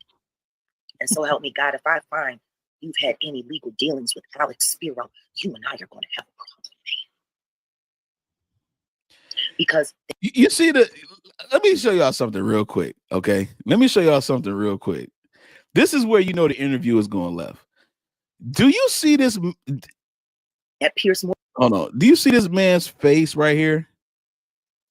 His face is like, okay. And his face is like, what in the hell are you talking about right now? Now she's talking to people who not even on. She's talking to people like she's talking over their head, and she's talking to people who are not even on this particular platform. Like the only person that's going to be on this platform at this point is Courtney Burgess. He's the only guest that's about to appear. Why are you talking to Ariel the Kid and all these other people that don't nobody know? Like, not for real. Thank you. Look, she said, look, is it Jean or Jenny or Jeannie Gardner? I don't want to mispronounce your name. I'm sorry. If it's Jeannie or Jean, let me know, please. Okay, I don't want to mispronounce you. But those guys in the thumbnails faces, that's what I'm saying. He's like, okay, this is a bit much at the top. Jean, okay, got you. This is a bit much at the top. And at the bottom, my man is gone. My man gone. He don't even know. He's not even aware of what's even happening right now. He's like, what? This is how you know an interview is going left. And this is where you need to start redirecting the attention of the interview. Okay. This is where you need to get your interview. You gotta bring it all back. You gotta bring it all back. Because this is absolutely insane. This is absolutely insane. Okay. Sidebar, but T. Alexander, Shannon's maybe ex, had immunity. Wow. Okay. Wow. I didn't know that. Wow. Wow. Okay. Whoa. The abundance said I have tears in my eyes because I can't laugh right now. I can't laugh right. So she tripolar, like you trying to polarize. What are you trying to do? You're tripolar. You done tried it. Oh my goodness. Oh my goodness. All right, let's go. Let's continue. Y'all want me to just get to the part? Y'all want me to just get to the part where Courtney comes on? Let's just get to the Courtney part. Let's just get to the Courtney part. I think he comes in around like, here we go. Yeah, I think he just comes in right now. Let's just get to this part because I can't I can't, man. I can't. Jaguar to see what he says. I assume he's been watching the first 15 minutes. I assume he has. Order. You okay though, Jag? Yeah. Oh, I'm fine. Yeah, good. Because you just so you know, you terrified me. Like if you told me, like I'm terrified. Okay, just to be clear. No, because see, I don't like people who play games with real people's lives and real people's work. I'm with you. The simple fact that he had the audacity to mention my name at all was ridiculous. Talking about I don't know this and I don't know that. I'm getting to learn about you, sir. Appreciate you, Aaron. His lawyer being Ariel, like, why are you taking shots at me when Ariel was busy pretty much, you know what I'm saying, agreeing with me? That doesn't feel crazy. She virtually sat there on Piers Morgan and pretty much corroborated and agreed with me, even though she never said that Courtney was her client. And then he comes and gets online part 2 to discredit me and Gene. I can't wait to see it with y'all. Bragging about his Ferraris and stuff. Maybe the feds come back and pick up all of your cars too, sir. How you sitting there shooting shots at me? You don't even know me. And how dare you have the audacity to try to slander Gene Deal in any way? Okay, now she's talking about the actual interview that Courtney B, I'm going to say that for now, but it's Burgess. But Courtney B, he had an interview with Sean Atman, this particular channel right now. Shout out to Sean Atman for this interview. This is his content. I'm not stealing it or nothing like that. This is for reaction and entertainment purposes and also information as well. Because we are definitely we have definitely been following this whole Diddy situation. She's talking about the interview that got him subpoenaed. The interview that got him subpoenaed to appear in court was on this podcast. Okay, so that's what she's talking about, where he does mention a lot of things. Snoop, he mentions Gene Deal, he mentions a lot of people. So that's what she's referring to right now, and this is the frustrations that's coming out right now. So let's go. You got some nerve. Come out of nowhere like a Sputnik. And you can't give accurate information on where you got the pieces of the book, because nobody's got the whole book. And for you to sit there and have anything to say about Albert Brown Sr., also know is I'll be sure after everything that he has endured and the way that Kim loved him until the day she passed away is out of order. It's out of order. I think he's back. All right. I bet he's back. Hello, Courtney. Can you hear us okay? Everything okay. So, yeah, we've seen you in the news here again. This is Jaguar. They're trying to unalive me. Again, can you help? Hold up, Jaguar. I'd like to apologize to you. See that? What's that say? That's the message from your lawyer, sir. That's the messages between us. And she ghosted me. What did it say? Who should I email this to? Do you want to read it to him, or? Well, I didn't want to put it up too close because her phone number's on there. I don't want to dox her. Just read it. Don't put the phone number up. Real simple. This is Jaguar Wright. They're trying to unalive me again. Can you help? It was marked as read October 7th, 2024. And then she put, yes, did you call me? Are you available to talk now? Feel free to call me. We contacted back. She ghosted me. So right here. It's a 305 number. Ain't that the same number you call her on? But the text is but when we saw the hold on, man. Now see, this is why you gotta really unpack stuff, man. Because I promise you, I saw the text on the right side, her reaching out to this person. Whenever you send a message, it's on the right. The person that gives you a message is on the left. That message was on the right. That this is Jaguar Wright and da da da da da. You reached out to her, right? Okay.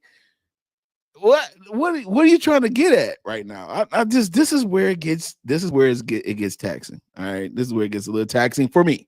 I'm a serious woman. I'm a serious man. Oh, we can tell. I hope so, because your life is on the line, sir. You know that. Yes. You're playing dangerous games with people who would put their life on the line. Me and you ain't got nothing to say until I hear you publicly apologize to Al B. Sure, sir. About what? About every lie you told about him. About No lie. First of all, I told no lies.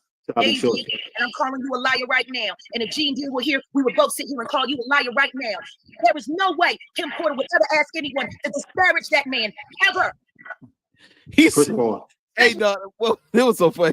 She was like, she said, you need to apologize to I'll be sure, sir. He was like, for what? You're like, for what, bro? Like, what did I need to apologize for? Hilarious. This is hilarious to me. Not after everything that Diddy has done to him. Do you know how many times we've had to play him back from flatline, sir? First of all, I never said I wrote the book. I never wrote the book. Keep speaking, Courtney. Respond. Yeah. Just keep going, Courtney. Oh, okay. I never wrote the book, Shannon. So what did you say, Jaguar? It's not what you said. Brother, no things that you said yourself. And your stories ain't adding up. I don't know who's coaching you. I don't know who's giving you information. But I'm calling you into account right here today, sir. I am telling you, people, you are going to stop lying on Gene Deal. You are going to stop lying on I'll Be Sure. And you are going to stop pump faking on a woman who put her life on the line to save hundreds of victims. And are you saying this has been said within the concept of the book, or out with the concept, the context of the book, Jaguar? And all of the other chit chatter that's running around, demonizing people who are nothing more than victims of Diddy. Okay, well let's give Courtney a chance to respond to that. All right. The extended, like, just yeah. Let's address. You know, I'm gonna mute up. I might have the urge to say something. Let me ask you a question. Who was on my live when we looked at Jaguar Wright on the Piers Morgan show? I went live about this. Did she act like this at all on Piers Morgan? If you put a one in the chat, if you remember me going live about Jaguar on Piers Morgan, and let me know, did she act like this at all on Piers Morgan show? She did. Did you see any of these antics done on the Piers Morgan show?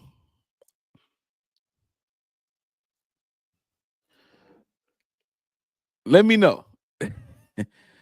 She didn't act like this, not one bit. This is why I say you got to eat the fish and spit out the bones, man, because I'm telling you, your presentation, your body language and things of that nature, your climactic antics and things of that nature. Some people like me, I don't care. Like, you could cry in front of my face all day long, and I'm like, if I see evil on you, there is nowhere in the world I'm budging. I done seen it before. I'm not budging. Okay. KP said, "Nah, I ain't. Nah, she ain't act like this. She'll remember. Everybody remember." Gene Carter, no, look, no, she didn't act like this at all. She had her African attire on and was talking calm. KP, thank you, sir. See, hey, KP, man, you pay attention to details, bro. You pay attention to details, bro, because she sure enough did. She was motherlanded it up, okay? She was motherlanded it up on Piers Morgan. She was on her best behavior. She was calm that day. We had a discussion about her behavior. Thank you, Andy Love. I appreciate you. That means a lot to me that y'all be rocking with me like this. I appreciate you. You see what I'm saying? She act like that on those kind of channels. Yeah. The big African earrings, red, yellow. Absolutely, man. Absolutely. So this is something that this is what I was talking about on my last live about this when she was on Piers Morgan. This is what I'm talking about. Your conduct and your character goes together. And this right here is way too much right now. She got to put herself on mute. She can't contain herself so much that she got to put herself on mute now. So let me ask you a question, ladies and gentlemen of the jury. Based on her conduct and based on her behavior, if she was telling the truth on the stand with this same behavior that she has, would you believe her? Put a 1 in the chat if you believe her. Put a 0 in the chat if you would not believe her. If she was on a witness stand and she was presenting the truth, okay? The truth. She's presenting the truth on the witness stand. It's the truth. But she's doing it in this manner. Would you believe her? Or would you say that she's clowning? 1 is yes, 0 is no.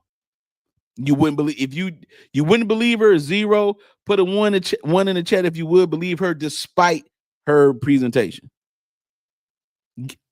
After all the information we just said,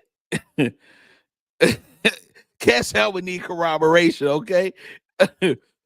She'll like 0, 0 because she's too defensive. Yeah, the cat needs corroboration. 0, clown 0. Oh, I don't want to throw the 3 6s up, but I got you, Chloe. I got you. Just the 0. Look, Ann is like 0.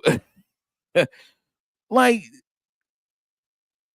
0. This is with or without seeds. It don't matter. However you want to take it. However you want to look at it. Chill says she's the angry B-dub. Let's not. All right, we ain't gonna stir that coffee tonight. We're gonna keep the coffee clean. We're gonna keep the coffee. We ain't gonna stir that coffee. I'm just saying. This is what happens in the court of public opinion right here. This is what happened. This is what happens, man. Everybody's is betwixt. We all betwixt. We like, she could be telling the God's honest truth.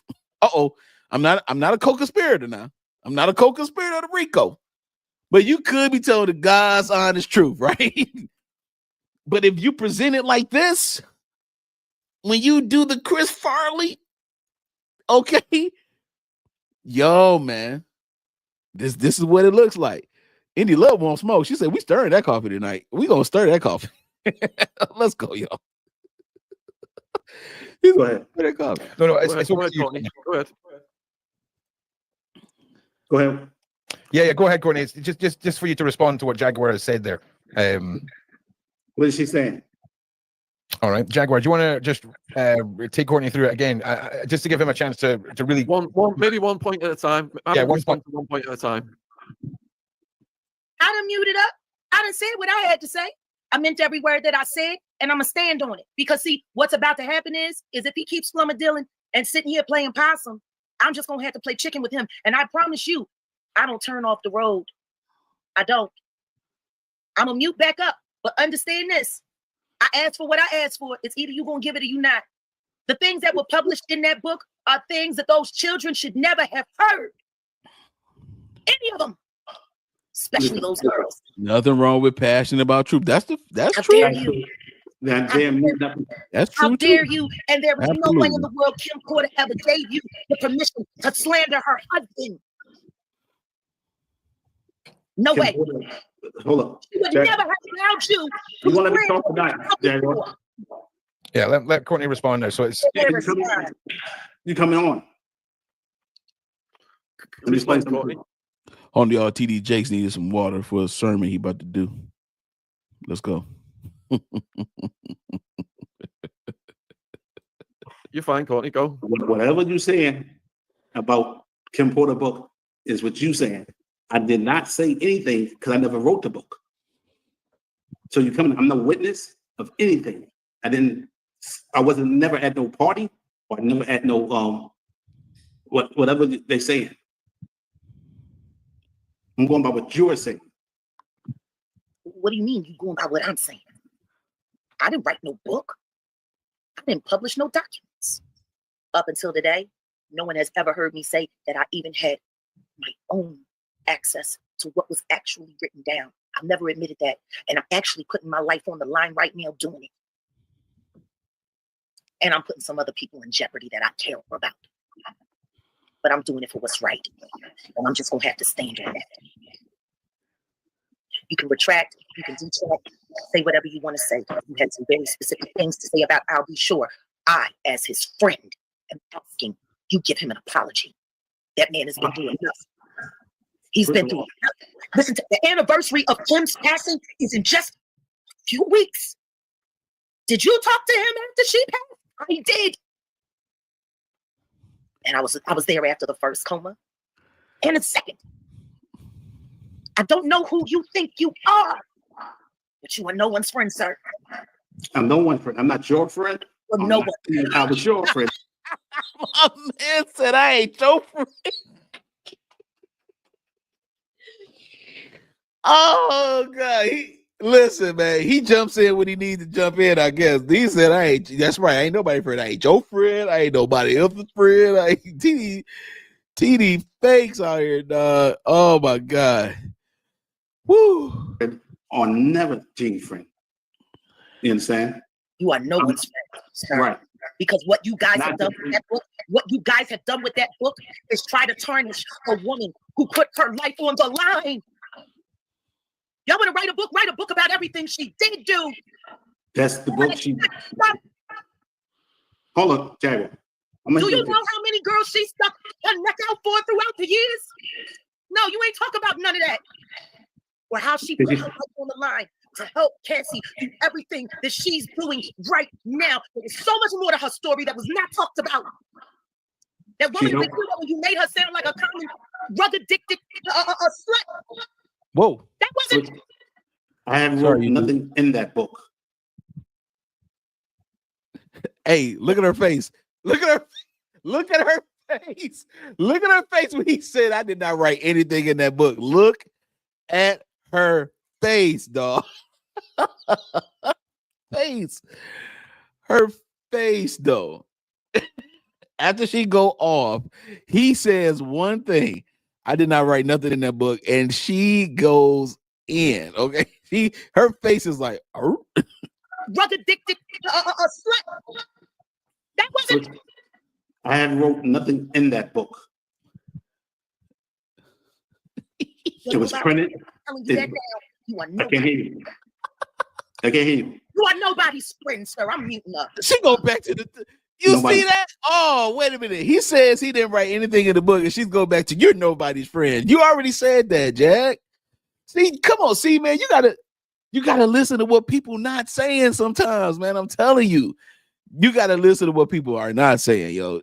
Oh, how you gonna go back to that? Come on, man. Friend, I'm not your friend. I'm not Jane's friend.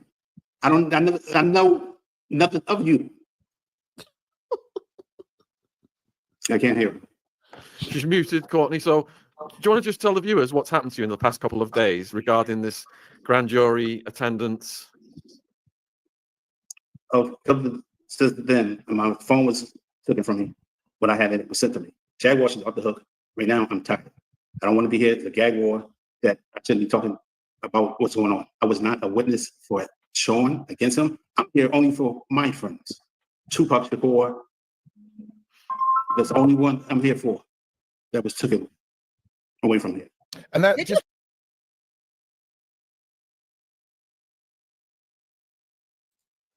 sorry. Okay, so he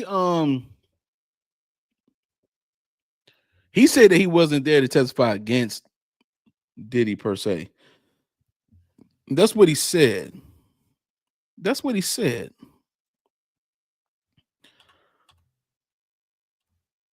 Let's go back a little bit. We're gonna get to the second one, I promise. I'm gonna spend a little bit more time on this. We'll get to the second one, I promise.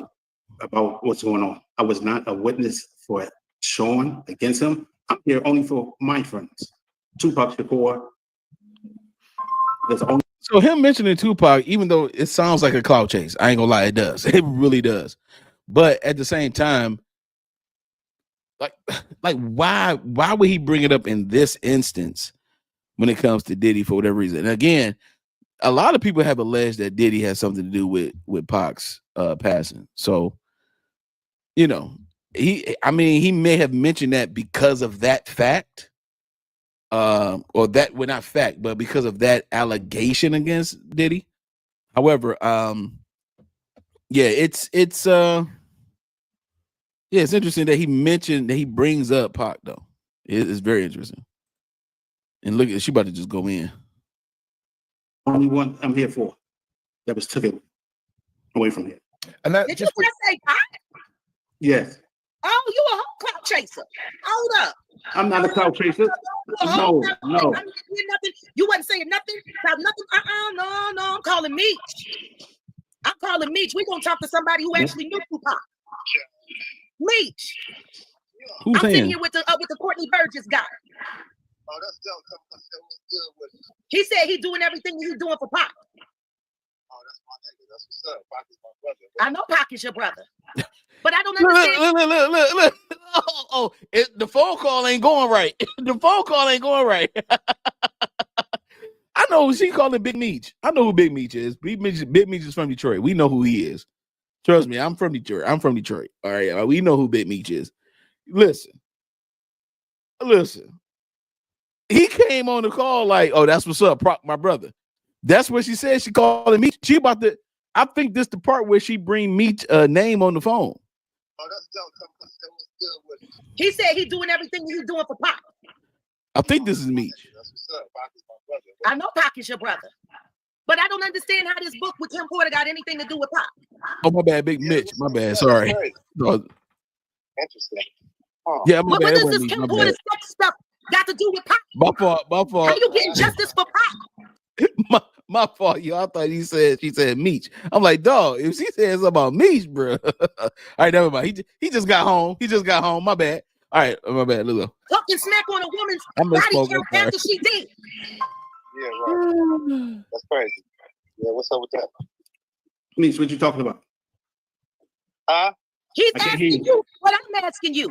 What does Kim Porter's book and all of the sexual conquest and stuff that was published in there, what that got to do with Tupac? First of all, it was all I did was got the flash drive, went down to book. I did not write the book.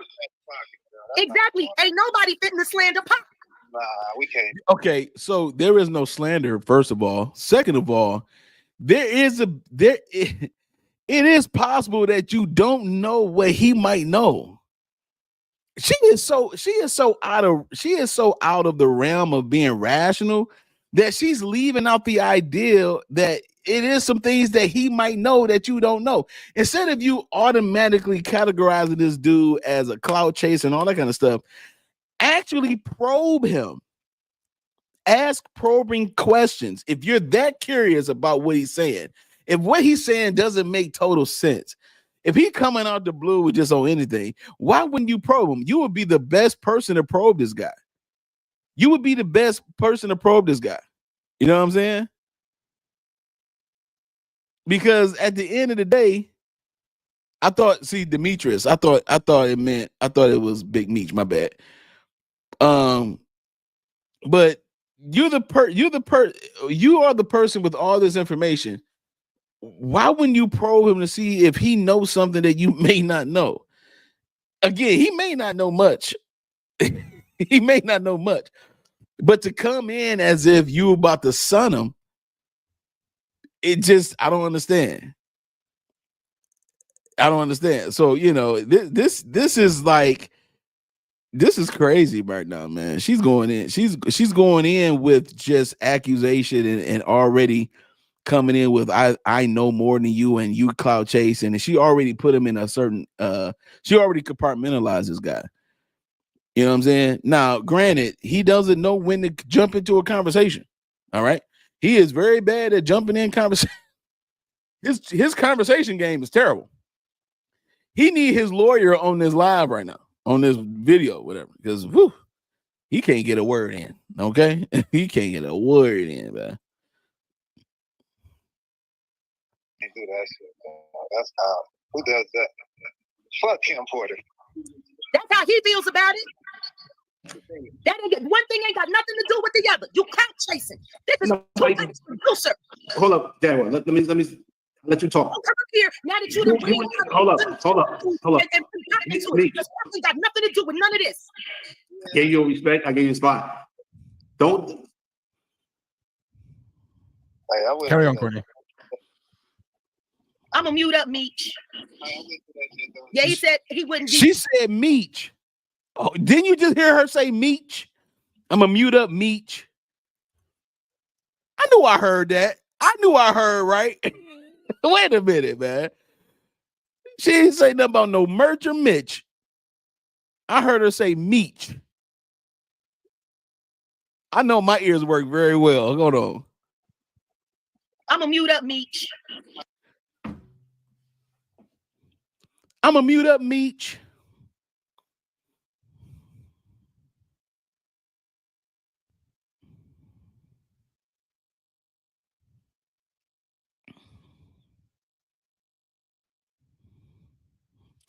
Hey, yo, this interview ain't looking good for Jag, dog.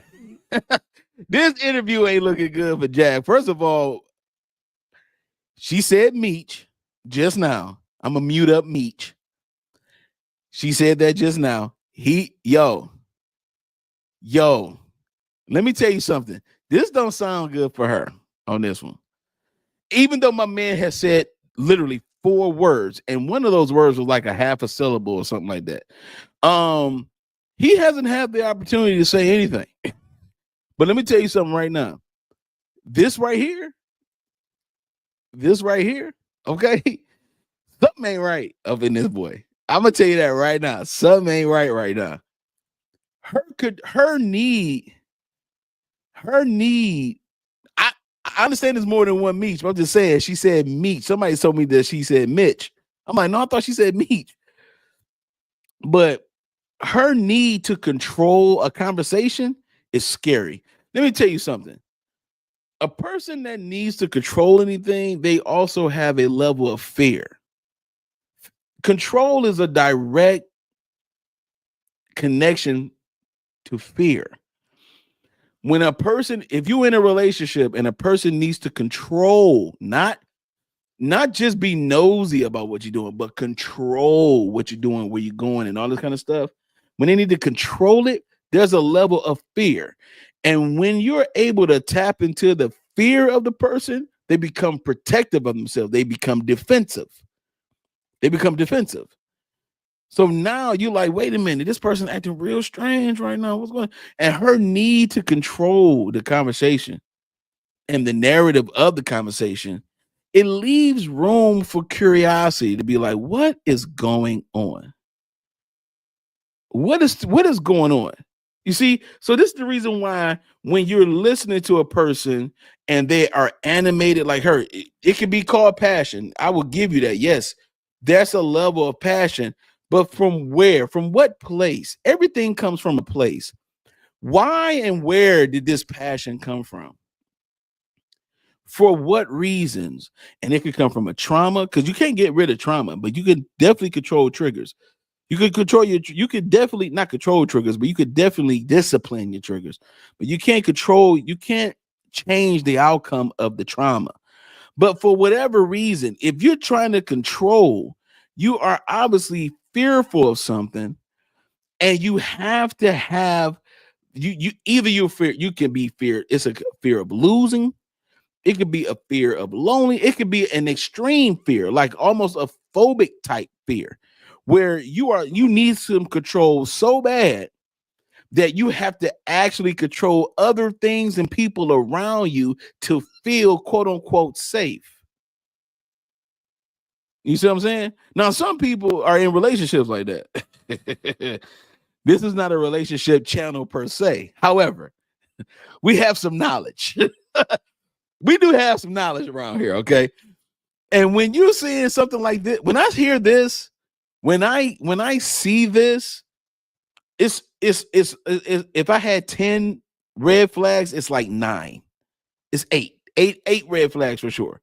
I'm leaving 2 for the room of possibility that the truth is what it is.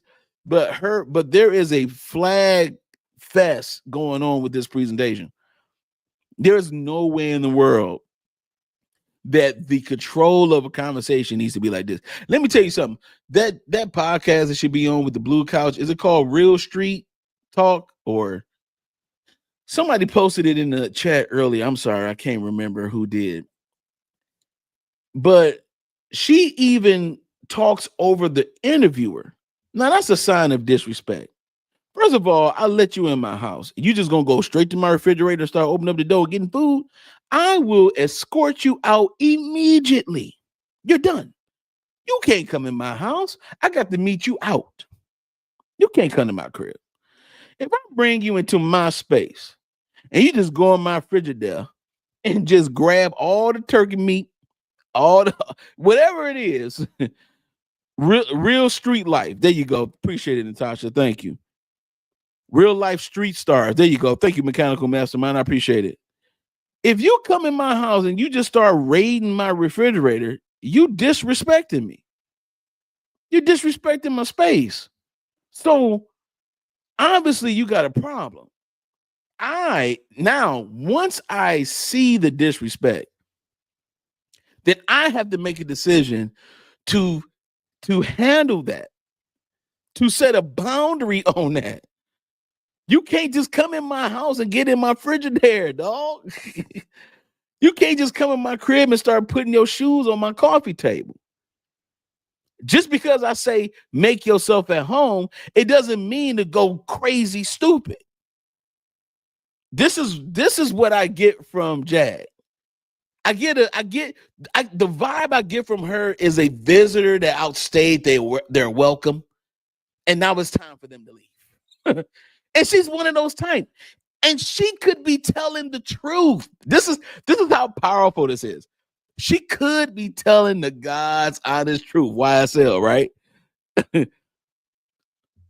But because of her level of disrespect, and she has selective respect when it comes to platforms.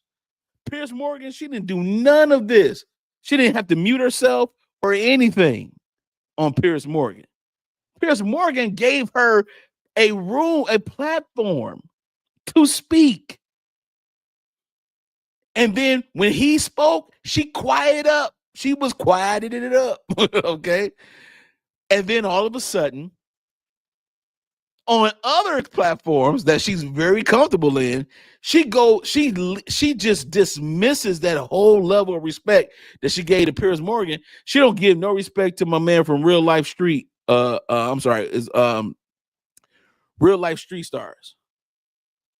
If anything, the reason why most people know you for real lately for the last 5-6 years is because of that particular channel. That channel has grown because of your interaction with them. You should hold them in higher regard than Piers Morgan. Since we want to talk about color a little bit, because I saw that earlier in the chat, where because Diddy's color is black, and my man from Abercrunchy, whatever is the CEO of that whatever it was, that white guy, he got released and he did. So that's because he's white. No, well, Piers Morgan is white. It's since we want to go there. Piers Morgan is white, and Real Life Street Stars, they're black brothers.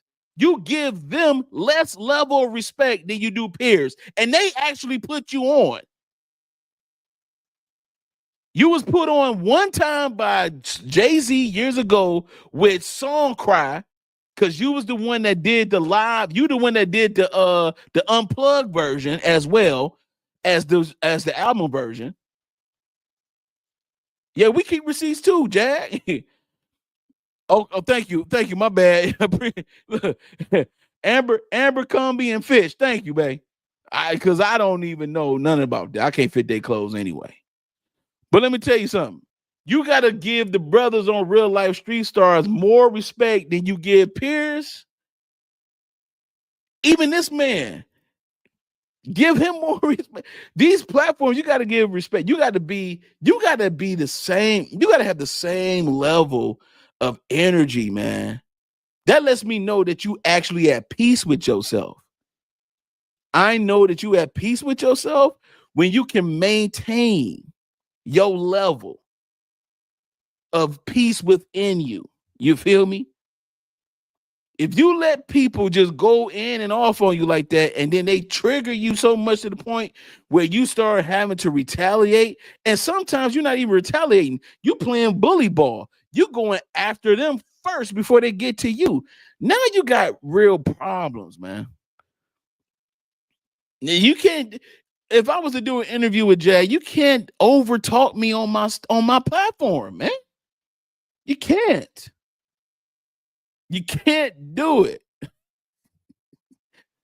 You can't do it. Y'all, what?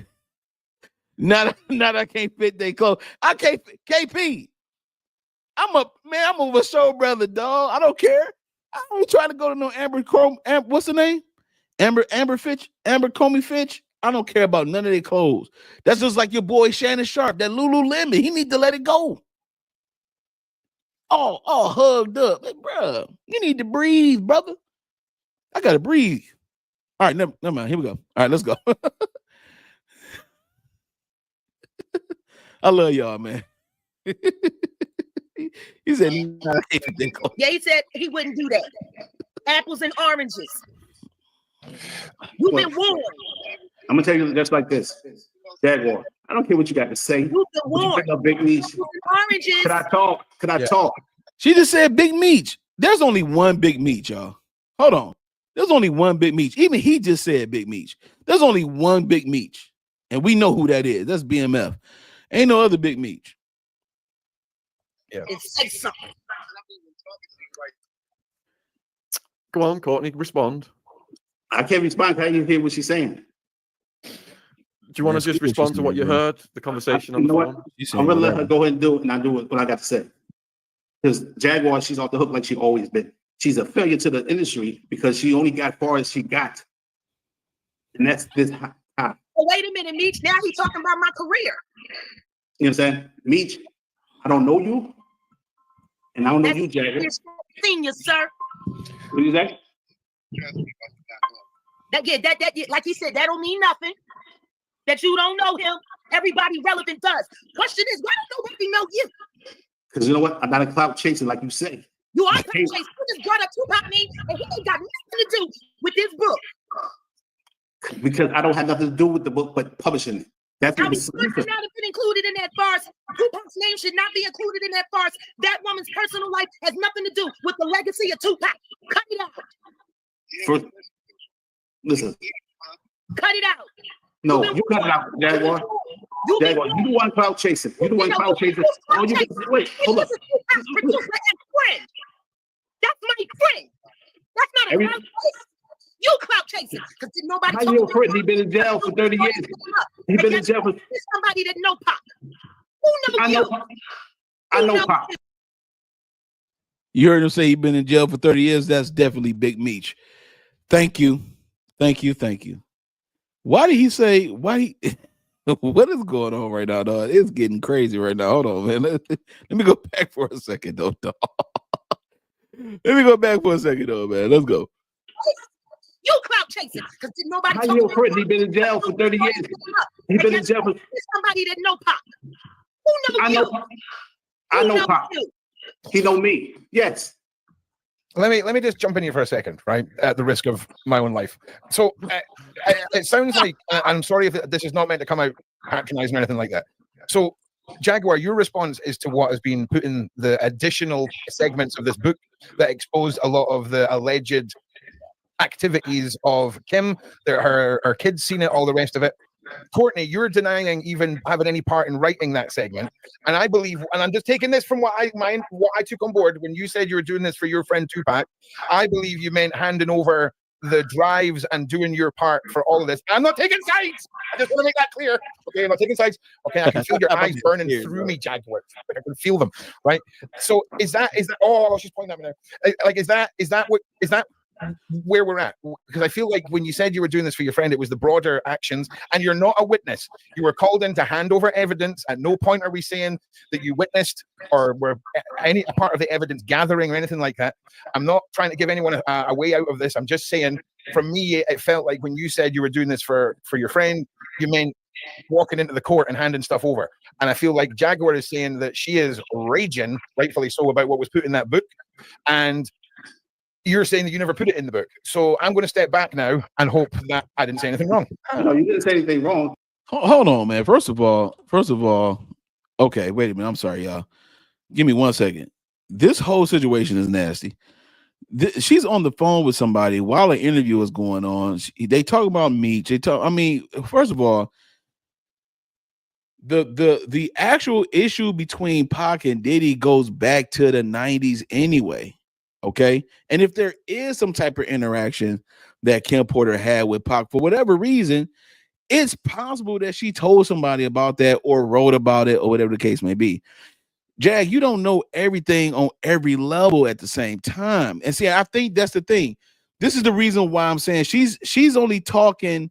She's not talking to understand. She's not having this interview to understand where he's coming from. She's just doing this to show that, to diminish his credibility. But you're diminishing his credibility, but your outrage is showing some sense of insecurity in you as well. And I think that needs to be disciplined and that needs to be addressed. Like, I get your anger and passion for sure. Anger is a passionate emotion. You could get angry at someone even if you love them, and that's passion, because there's a fire, there's a passion there. However, if you are having a conversation and you're in an interview and you have a person who claims to have 11 flash drives, 11, he has flash drives and he got subpoenaed and he had to hand some of them over or all of them over or whatever the case may be to see if they had the same thing that he had, then wouldn't you be more interested in trying to figure out like how that even happened?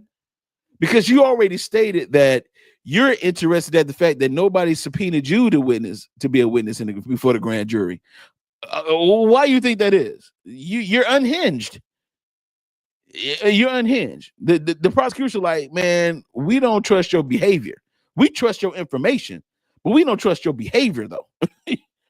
We think your information might be legit, but we're not going to subpoena you because we don't trust your behavior. You can't keep it together. You can't hold it together. So this right here is where it gets a little bit crazy. My man, Phenom Rogue One, I appreciate you, my brother. Biggest thing in conversation is listening. I'm listening to understand. I'm not listening to respond. She's not listening to understand anything. As a matter of fact, she is actually engaging in the bully part of the conversation, where you're trying to control it. You're trying to control the conversation, and then you need validation by calling Meech. Now you need validation on what you're saying. But if what you're saying is the truth can stand all by itself. The truth don't need no help. The truth doesn't need any help. The truth does not need any help, man. Not to the point where you calling somebody while you're on an interview. That's insane, man. This is spiraling out of control. Somebody said that you about to threaten them. Look, let's get into it, yo. I'm sorry, but I'm just like, when it comes to conversation, like, you got to be able to just listen to each other to understand, so that way you can get an understanding. Then after you get the understanding, you can start executing some strategy, plan of action, or whatever to get a result out of your conversation. I can't get no result out of conversation if all you're doing is pouring in your emotion. We know you are upset. We get it. Tell me something that's credible that I can take to the bank, cash the check, and get bread for it. Like, this is the reason why a lot of people are starting to unravel with this woman. And again, Again, she could be telling the truth. She literally could be telling the truth. But because she's so emotionally attached, there is no way for us to come to something called camaraderie, common ground, and understanding. Now people are tuning you out because they don't understand your they don't connect with your emotion, but they want to connect with your information. But the substance ain't there. So they disconnect from you entirely. Then you then you wonder why don't nobody want to listen to you. Don't nobody want to listen to you because all you spew out is the energy of your passion, but you don't spit out nothing factual. It don't matter how many times Miss Love, a lawyer Love in the YSL trial quoted Rudyard Kipling, The Jungle Book, in her opening statement. It don't matter. She could not prove evidence of a young thug in charge of an actual enterprise, criminal enterprise. He took the plea deal because it was enough BS from the state to get him out of there. They sunk their own battleship. And I think this is what's happening in her present. She's sinking her own battleship. This is what we're looking at right now. All right, let me go ahead and get back into it because I want to get to the second one too. Okay, I'm sorry. I don't want to hold y'all up too long. I know it's Tuesday. Y'all got to get up for work. I got to get up for work too. But let's go ahead and get into this. Let's go. In the book. So I'm going to step back now. Shout out to Pheno. I didn't say anything wrong. Man. Everybody, you didn't say anything wrong. You said everything right. Jaguar just yelling for no reason. Everybody put Phenom in. She's just yelling just to be heard. She's a passionate woman. Yeah, passionate woman of a loser. Oh, don't make it sound like we're on the same side here. Oh, okay. Sorry about that, Gene. I'm sorry. Did you just call me a loser, sir? I never. Yes, I did say it. Don't bite my words. Your mother's a fucking loser. How about that? Wow. Whoa. That ain't cool. Hold on. Oh yeah, she crashing out. She crashing out. Yo. You see, this is how a person's now I've eaten enough fish and I've spit out enough bones. I don't even want the fish no more. I don't even want the fish no more. You know what I'm saying? As a matter of fact, you could go ahead and pack that fish up and give it to somebody else. We supposed to eat the fish, but I don't even want that. That was crazy. You talk about this man's mother? That is crazy, dog.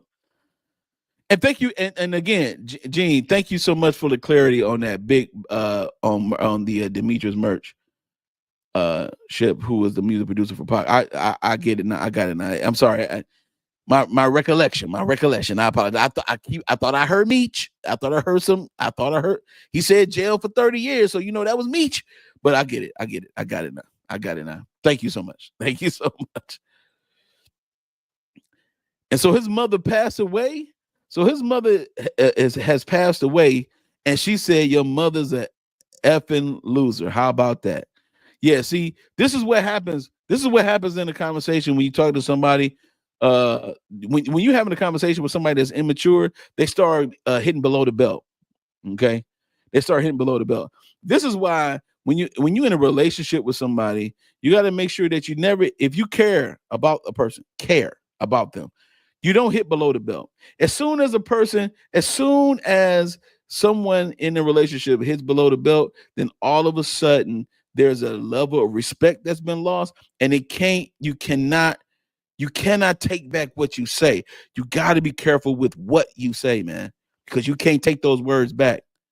You can't take those back. You can say sorry all you want. You said that from your soul. You said it from your diaphragm. You was trying to sing it out your body when you said it to me. I know that you don't care about me. Because if you cared about me, then the thing you would do is protect me. You're not protecting me. And this person Jack right here is wrong for this, dog. Even if his mother was alive, you still don't say that. Alive or passed away. You don't say that. Come on, y'all. Here we go. Did you just call me a loser, sir? I never. Yes, I did say it. Don't bite my words. Your mother's a fucking loser. How about that? You said she gave black ass. You should have minded your fucking business. My mind is my business, Jaguar. You want to be a pass around nigga? Pass the shit around and do it quietly, G. Do it quietly. Before a nigga that don't nobody know, you know a little bit too much. And now you don't want to know anything at all. And then you want to sit up there and say you doing all of this for Tupac? I got Tupac's friend, the producer, on the phone. He's calling bullshit on you, G. Hey, all you're doing is pretty talking. Like that, his ass is gonna be cooked. Ain't nobody got to do nothing. There's enough motherfuckers that is tired of the bullshit when it comes to pop. All right, I ain't about to go too further with that, because it's getting out of hand. So let's get to the round two, man. Let's get to the round two because it's getting a little bit late, and I want to make sure that we get to the round two because I do have that as well. Wow, man, that was nasty, dog. See, that's what I'm saying. You can't when you having a conversation with somebody and they get like that, man, it's over. It's a wrap. You done lost it. You done lost it. Ann says she threatened his life, and you see, that's you know, that ain't cool, man. We gonna get into the second part of their rendezvous, if you will. Hold on, let me fix this real quick. We're gonna definitely get into the rendezvous. But here we go. There we go.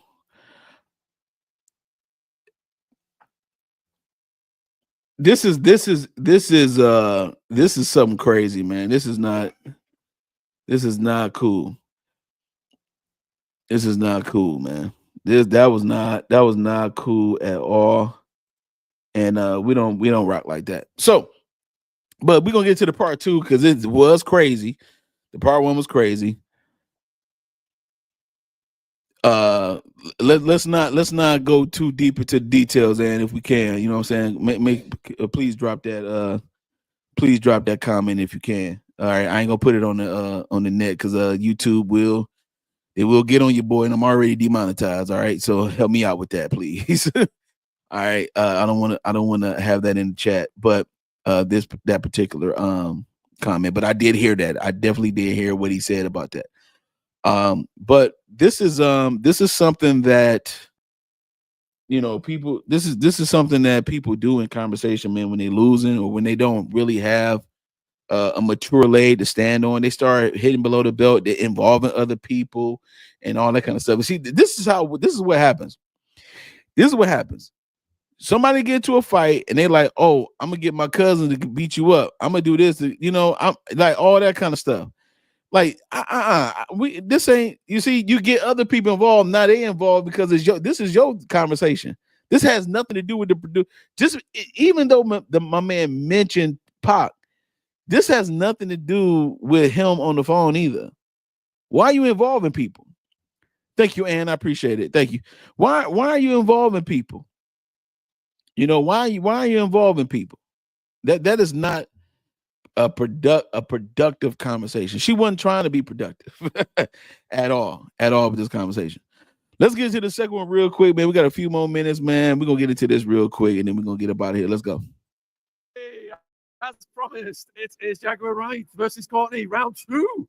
After the fireworks of last week, Courtney has got the cojones to come back for more. And a huge thank you for Jaguar for coming back on. For Ron, he's here as well, and it's going to be an absolutely amazing night.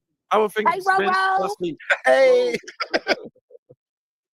Love it. No, how have things been in the last week, Jaguar? Interesting. Very interesting. It's been an interesting week. New characters are being unlocked in this saga day for day. And I just want to go back to the beginning. I think for me, the biggest... Before we even would do another interview, I would definitely check that last thing from the last interview first. You said it out loud publicly to my man. I'm gonna have to address that.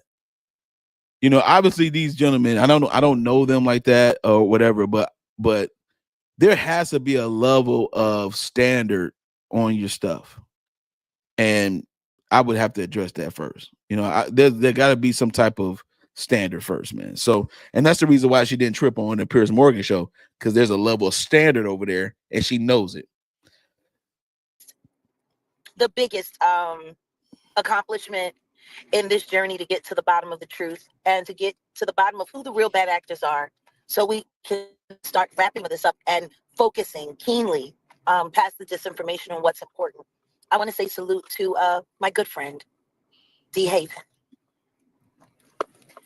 He just did his interview and it just went live yesterday on Real Life Productions on the Blue Couch. And I can't wait for everyone to hear it. Actually, I would love it if Pierce would take a listen. Because maybe he'll want to rethink that apology and censoring me on his very uncensored show. You know, they allow people to say whatever. And they really never, ever, ever, you know, they don't show any proof. They don't show any evidence. And I find it funny that the accusers are always demanding all of the information and the names from the victims and from the survivors. But when they say that people are lying about them, they are never required to show any evidence on what makes it a lie. And from here on out, if you're not going to sue me, then prove I'm lying. It's just as simple. Prove it. What was the name of the gentleman who you said just on an interview? D. Haven. That's Jay-Z's childhood best friend. That's the man that knew Jay-Z before he was Jay-Z. That's the man whose family took him into his home and looked out for him. And that's the family that he abandoned when his best friend went to jail. And then he went on to become a celebrity rapper whose first album, who he's now trying to destroy the stock offering. So his business partner who put all the money behind it, Dame Dash, can't earn a penny off of it.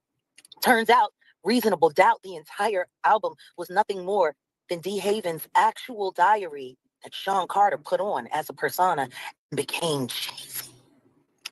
Wow. He's a fraud. He's been a fraud. But what I liked more than anything when D. Haven was sitting over there on the blue couch, the truth couch, he said he doesn't under. Hold on. What about Jazz-O?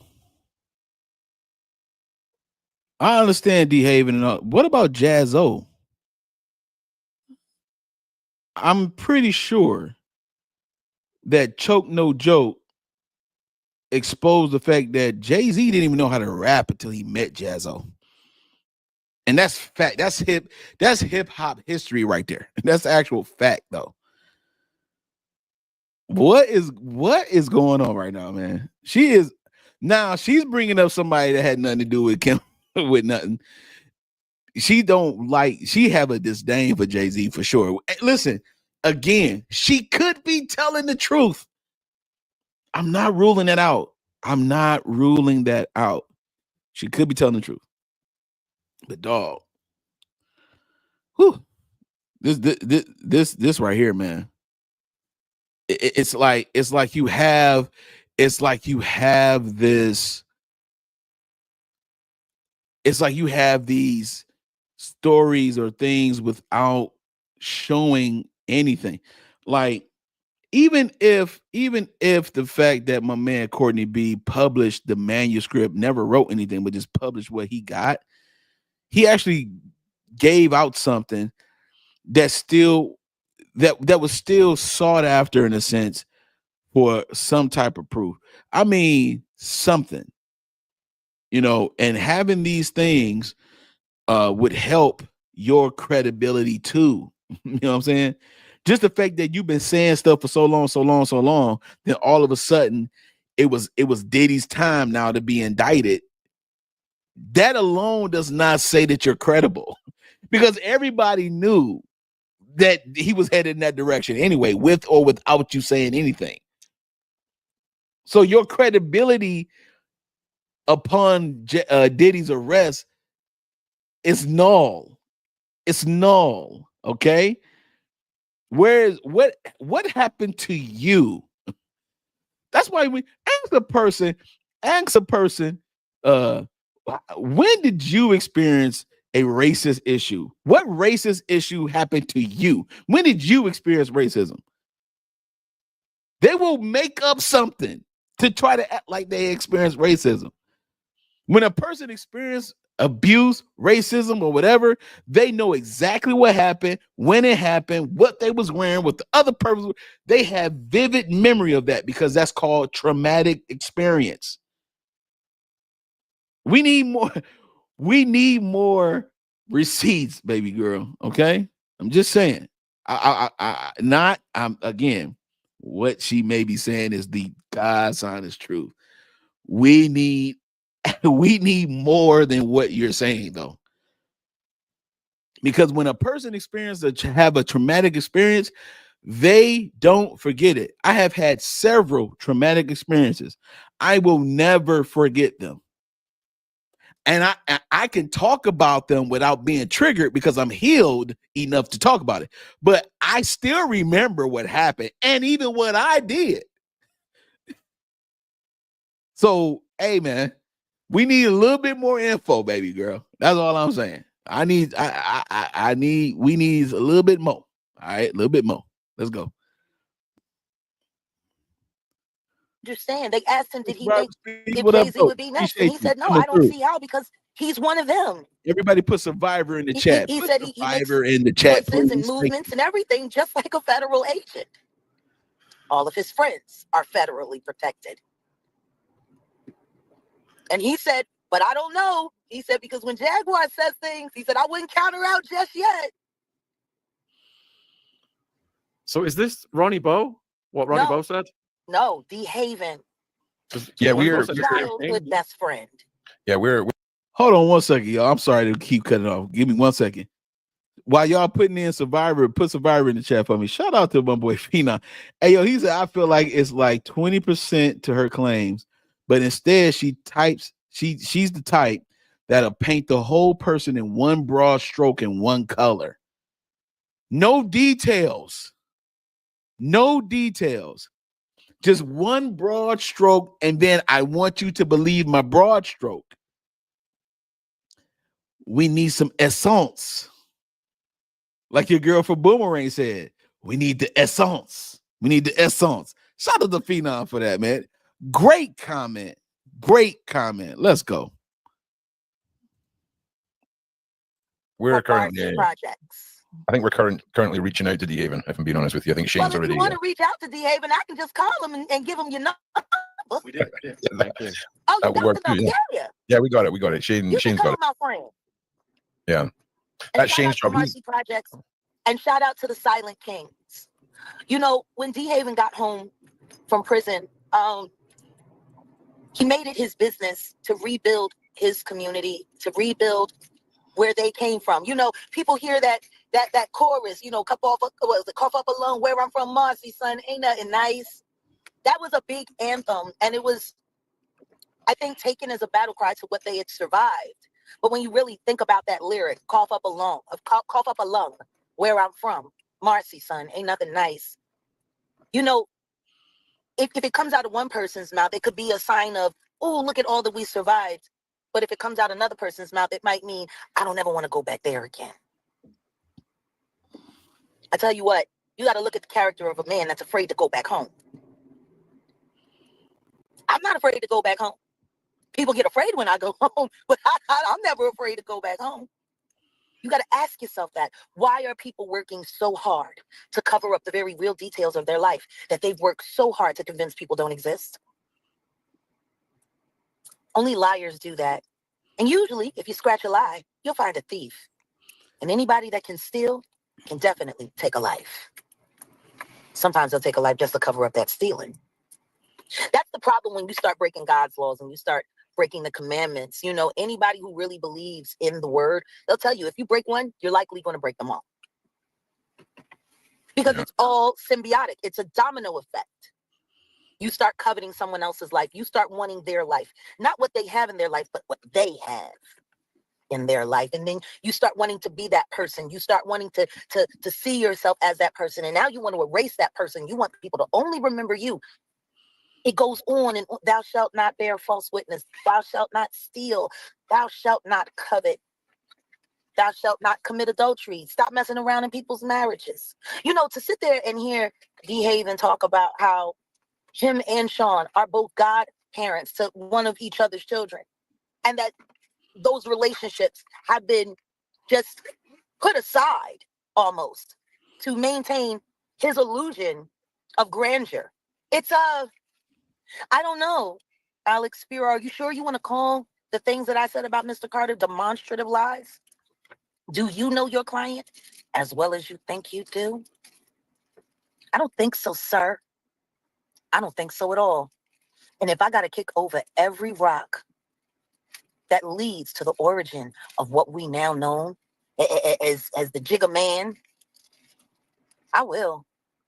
I'm going to make it impossible for y'all to see him for anything other than who he actually is. And let's see if you call me a liar at the end of it. You ever call me a liar again, Alex Spiro, and so help me God, you're going to wish you never said my name. Because I'm about to take the Star Monkey and I'm about to put him on display. The lipstick is coming next. So yeah, that's been the most illuminating part of my week. And now we're here. I think that Piers Morgan apology was designed to terrify all the other YouTubers.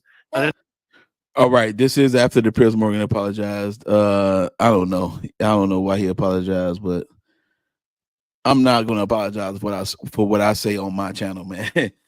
You know what I'm saying? Especially when I've done enough to say what I need to say based on fact, not just opinion. But we're about to get into the actual part where Lucian. I see Lucian Grange a name in the chat, and I start to say Lucian. Where Courtney Burgess comes in. I have not seen this. First of all, this is another raw reaction. Okay, y'all know how I am about my raw reactions, man. It is what it is. I don't know what I'm about to watch, but I did not get a chance to see part 2 all the way. So this is round 2. Let's go. We're not gonna do this whole entire thing, but we're just gonna get to the part where it's just Jag and him. We might get a little bit deeper into it, but we'll see how y'all feeling, man. Let me know how y'all feeling about it as we continue, okay? I appreciate you all for hanging with your boy tonight. Let's go. Robs his family. And then not only robs the intellectual property of your friend's family, but then you use a character out of the intellectual property that you stole to give to Chris Todd as a ghost name for Kim Porter's memoir. And you tried to create all kinds of sex craziness connection there, as if that matters after all this time, and nobody really cares. And you actually heard from someone who cherishes Tupac very dearly, and the pristine management of his, I don't know, Courtney. I think you got some explaining to do. Oh, there he is. How are you doing, Courtney? What's going on? Hi, Courtney. How are you? What's going on? What's going on? Did you hear any of my questions? No, I didn't. I didn't come here to hear your questions. You didn't come here to hear my questions? Yes. I thought we were here to talk. You said you wanted to talk to me. I'm available. Here Oh no, you said my mom, dog. It is the Sabbath. You said my mom's a loser. No, we ain't got to talk about that. No, I'm doing great. It's the straight. Sabbath. It's my favorite day of the week. Okay, that's good. You know I'm a Sabbath keeper. No, I don't. Yeah, what's your religion? I'm a Mormon. You're a Mormon? Oh wow. Yes. Really? Really? How did you get up in that?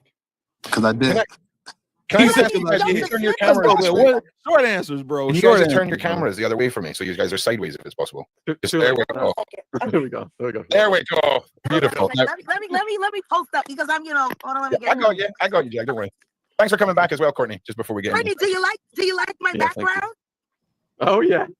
Oh, okay. Yeah. That's cool. That's cool. I see you're a fan of mine. I'm just a fan of the trip. Okay. Yeah. I figured I'd make sure you were here just in case you didn't make it. But you're here, so it's great. Okay, so now she's doing the passive aggressive. What is going on, man? What is going on? Now she's doing the passive aggressive thing. What's going on? It's crazy. It's really crazy. No, how you doing? Great. Yeah, all good. I hear you going back to the grand jury, Courtney. Yeah. Why? What's that about? It's because they confiscated my cell phone and found everything in my phone. So they found something they want to talk to you. Well, they confiscated his phone and they found some stuff in his phone. Now they got to bring him back to the courts. Man, where's his lawyer? God, dude, wait. Hold on, man. What? Bro, what are you talking about, man? Where's his lawyer? His lawyer didn't prep him. he should just stop doing podcasts right now. Why they confiscated your phone, one of your phones, obviously, because you're on a phone right now, because you're in the backseat of a car being driven, being chauffeured. Okay, you're being chauffeured. Okay, so obviously you're you're on your phone already. What are you, Courtney? I'm gonna need you to not get in no more troubles, Courtney. You don't need to be subpoenaed no more, brother. Like, what is going on, man? What is his lawyer didn't prep him to shut up. You were a witness before a grand jury, bro. This is a grand jury indictment hearing that we're talking about, sir. You need to get off the phone. Stop talking. I've been saying this on my channel since the inception of it. You have the right to shut the hell up. You have the right to zip it. Stop talking so much. Oh, God. Oh, Lord. I'm going to let this play, man. What, dog? Shut up, bro. You just told them something. Now you just gave her bullets to a gun she already owned. She was already trying to own you. Now you gave her bullets, bro. Now you done gave her bullets, bro. And us, because we know too now what happened to you. Oh my God. Be quiet, man. Let me tell you something, ladies and gentlemen. I don't care if your lawyer is Jerome from Martin or Brian Steele from the YSL trial. Listen to your lawyer, dog. And if your lawyer is on some BS, fire the lawyer immediately and retain someone else. You don't have to put up with it. But do not talk more than you should. This is crazy. All good. I hear you going back to the grand jury, Courtney. Yeah. Why? What's that about? It's because they confiscated my cell phone and found everything in my phone. If I was his lawyer, I'd be pissed off right now. I promise you I'd be pissed off right now. I would be so pissed right now, dog. So they found something I want to talk to you about? Wait. Just they've confiscated your phone and they've found what on your phone, Courtney? I'm not allowed to tell y'all what I found is state evidence. Okay, I'm with you. But okay, Yeah. Hold on a second. Courtney, are you telling me that they lied again? They said that you went back to court this week and that there's no gag order, but now you got one? No, I don't got a gag order. That's why I don't have a gag order, because everything they found was true. Okay. Yeah. But you're not allowed to talk about it, though. That makes Not sense. allowed to talk about what That's they found. right. Let's not talk about That makes sense, though. Hey, okay. Even though he's made a huge mistake, even though he made a huge mistake, that's facts, though. So I'm going to try to understand this. I'm going to try to be reasonable here, okay? Because I want to be a fair man. But okay, Jean said it gets weirder. Okay, thank you. She said, keep listening, it gets weirder. Okay, I'm just gonna let it play. I'm sorry, I'm gonna let it play. back to court this week and that there's no gag order, but now you got one? No, I don't got a gag order. That's why I don't have a gag order, because everything they found was true. Okay. Yeah. But you're not allowed to talk about it, though. Not allowed to talk about what That's they found. right. Let's not talk about what was in your phone. Let's talk about Into the Gutter. Go ahead. You published this book, did you not? You self-published it. Yes. Yeah. Can you tell me where you got the manuscript from? No, I'm not gonna go through that. I just talked to I got it from Shakur, Tupac father. Shakur. Yeah. Yes. So, you know he passed away. Yes, I do know he passed away. And the family has been trying to reach you. I just spoke to his brother the other day. Okay, and I talked to their lawyer. The other day. I talked to the lawyer 2 days ago. I talked to his lawyer. Whoa, okay, we got some fire right now, dog. Gene Gardner, thank you. I hope you subscribe to the channel because you just said it's gonna get weirder, and it just did. It just did. It just did. Hold on. I'm gonna go back. Yo.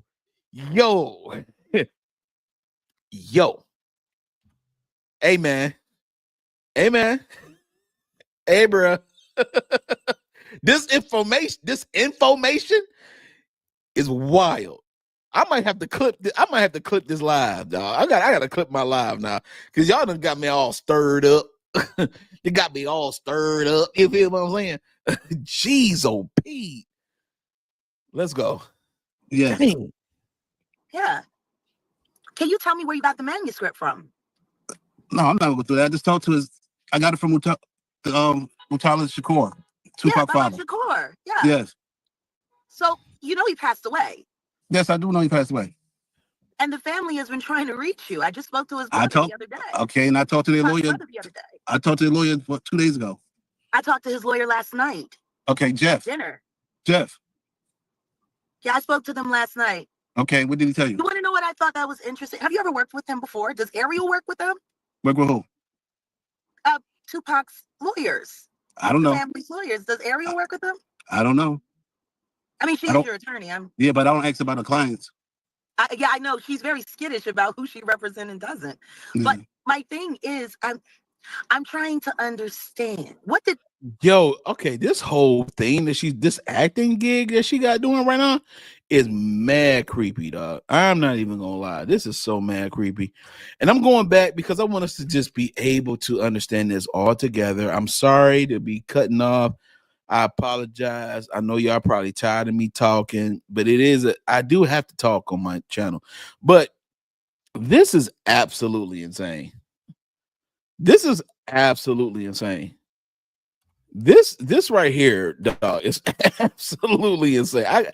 I just want to make sure that we all on the same page with this, so that way we can understand this together. Okay, let's go. Right, let's not talk about what was in your phone. Let's talk about Into the Gutter. Go ahead. You published this book, did you not? You self-published it. Yes. Yeah. Great point. Can you tell me where you got the manuscript from? Okay, right there is this. She's trying to validate her connect with Shakur fam, nothing more. That's it. That's all she's trying to do. Because she knows some information.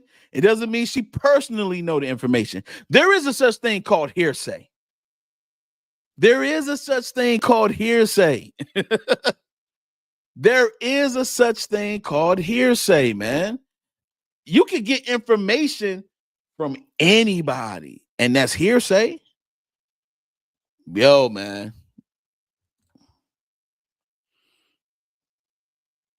Let's go. No, I'm not gonna go through that. I just talked to I got it from Mutala Shakur, Tupac father. Shakur. Yeah. Yes. So you know he passed away. Here comes the validation. He passed away. And the family has been trying to reach you. I just spoke to his brother the other day. See, okay, I talked to the lawyer. Validation. I talked to the lawyer 2 days ago. Crazy. I talked to his lawyer last night. Okay, Jeff. Dinner. Jeff. Yeah, I spoke to them last night. Okay, what did he tell you? You want to know what I thought that was interesting? Have you ever worked with him before? Does Ariel work with them? Work with who? Tupac's lawyers. I don't know. Family's lawyers. Does Ariel work with them? I don't know. I mean, she's your attorney. Yeah, but I don't ask about her clients. I know she's very skittish about who she represents and doesn't. But my thing is, I'm trying to understand. What did his lawyers ask you? Because I know what they asked me. He asked me, was I selling the book? I said, no, I stopped selling because he was on parole. He told me not to sell it because he was it'll mess up his parole. His same judge he kept getting who sentenced him back in '73. So I pulled the book. That's funny because the family has a much different outlook on what happened. First of all, let me address this. If the family knew so much, why they didn't get the book? If the family knew so much, why he was calling me collect from the jail with a friend of mine from Newark? That is a great question. How did you begin? Right. So that's what I understand. I'm not gonna go into it. I'm not gonna debate. No, I'm just trying to understand where is the intersection with you and Baba Shakur? Like, no, she's not trying to understand that. That's a lot, fellas. fellas, I'm talking to my men now. When a woman do this, they are clearly lying, like your boy Dave Chappelle said. She's not trying to understand. She thinks she already know. She thinks she already got the information. She's trying to make sure that what you say match up with what she got. They ain't trying to understand a damn thing.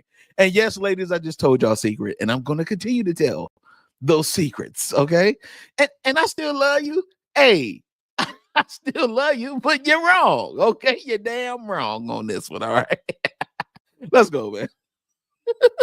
I got to have a little fun every now and again, y'all. Let's go.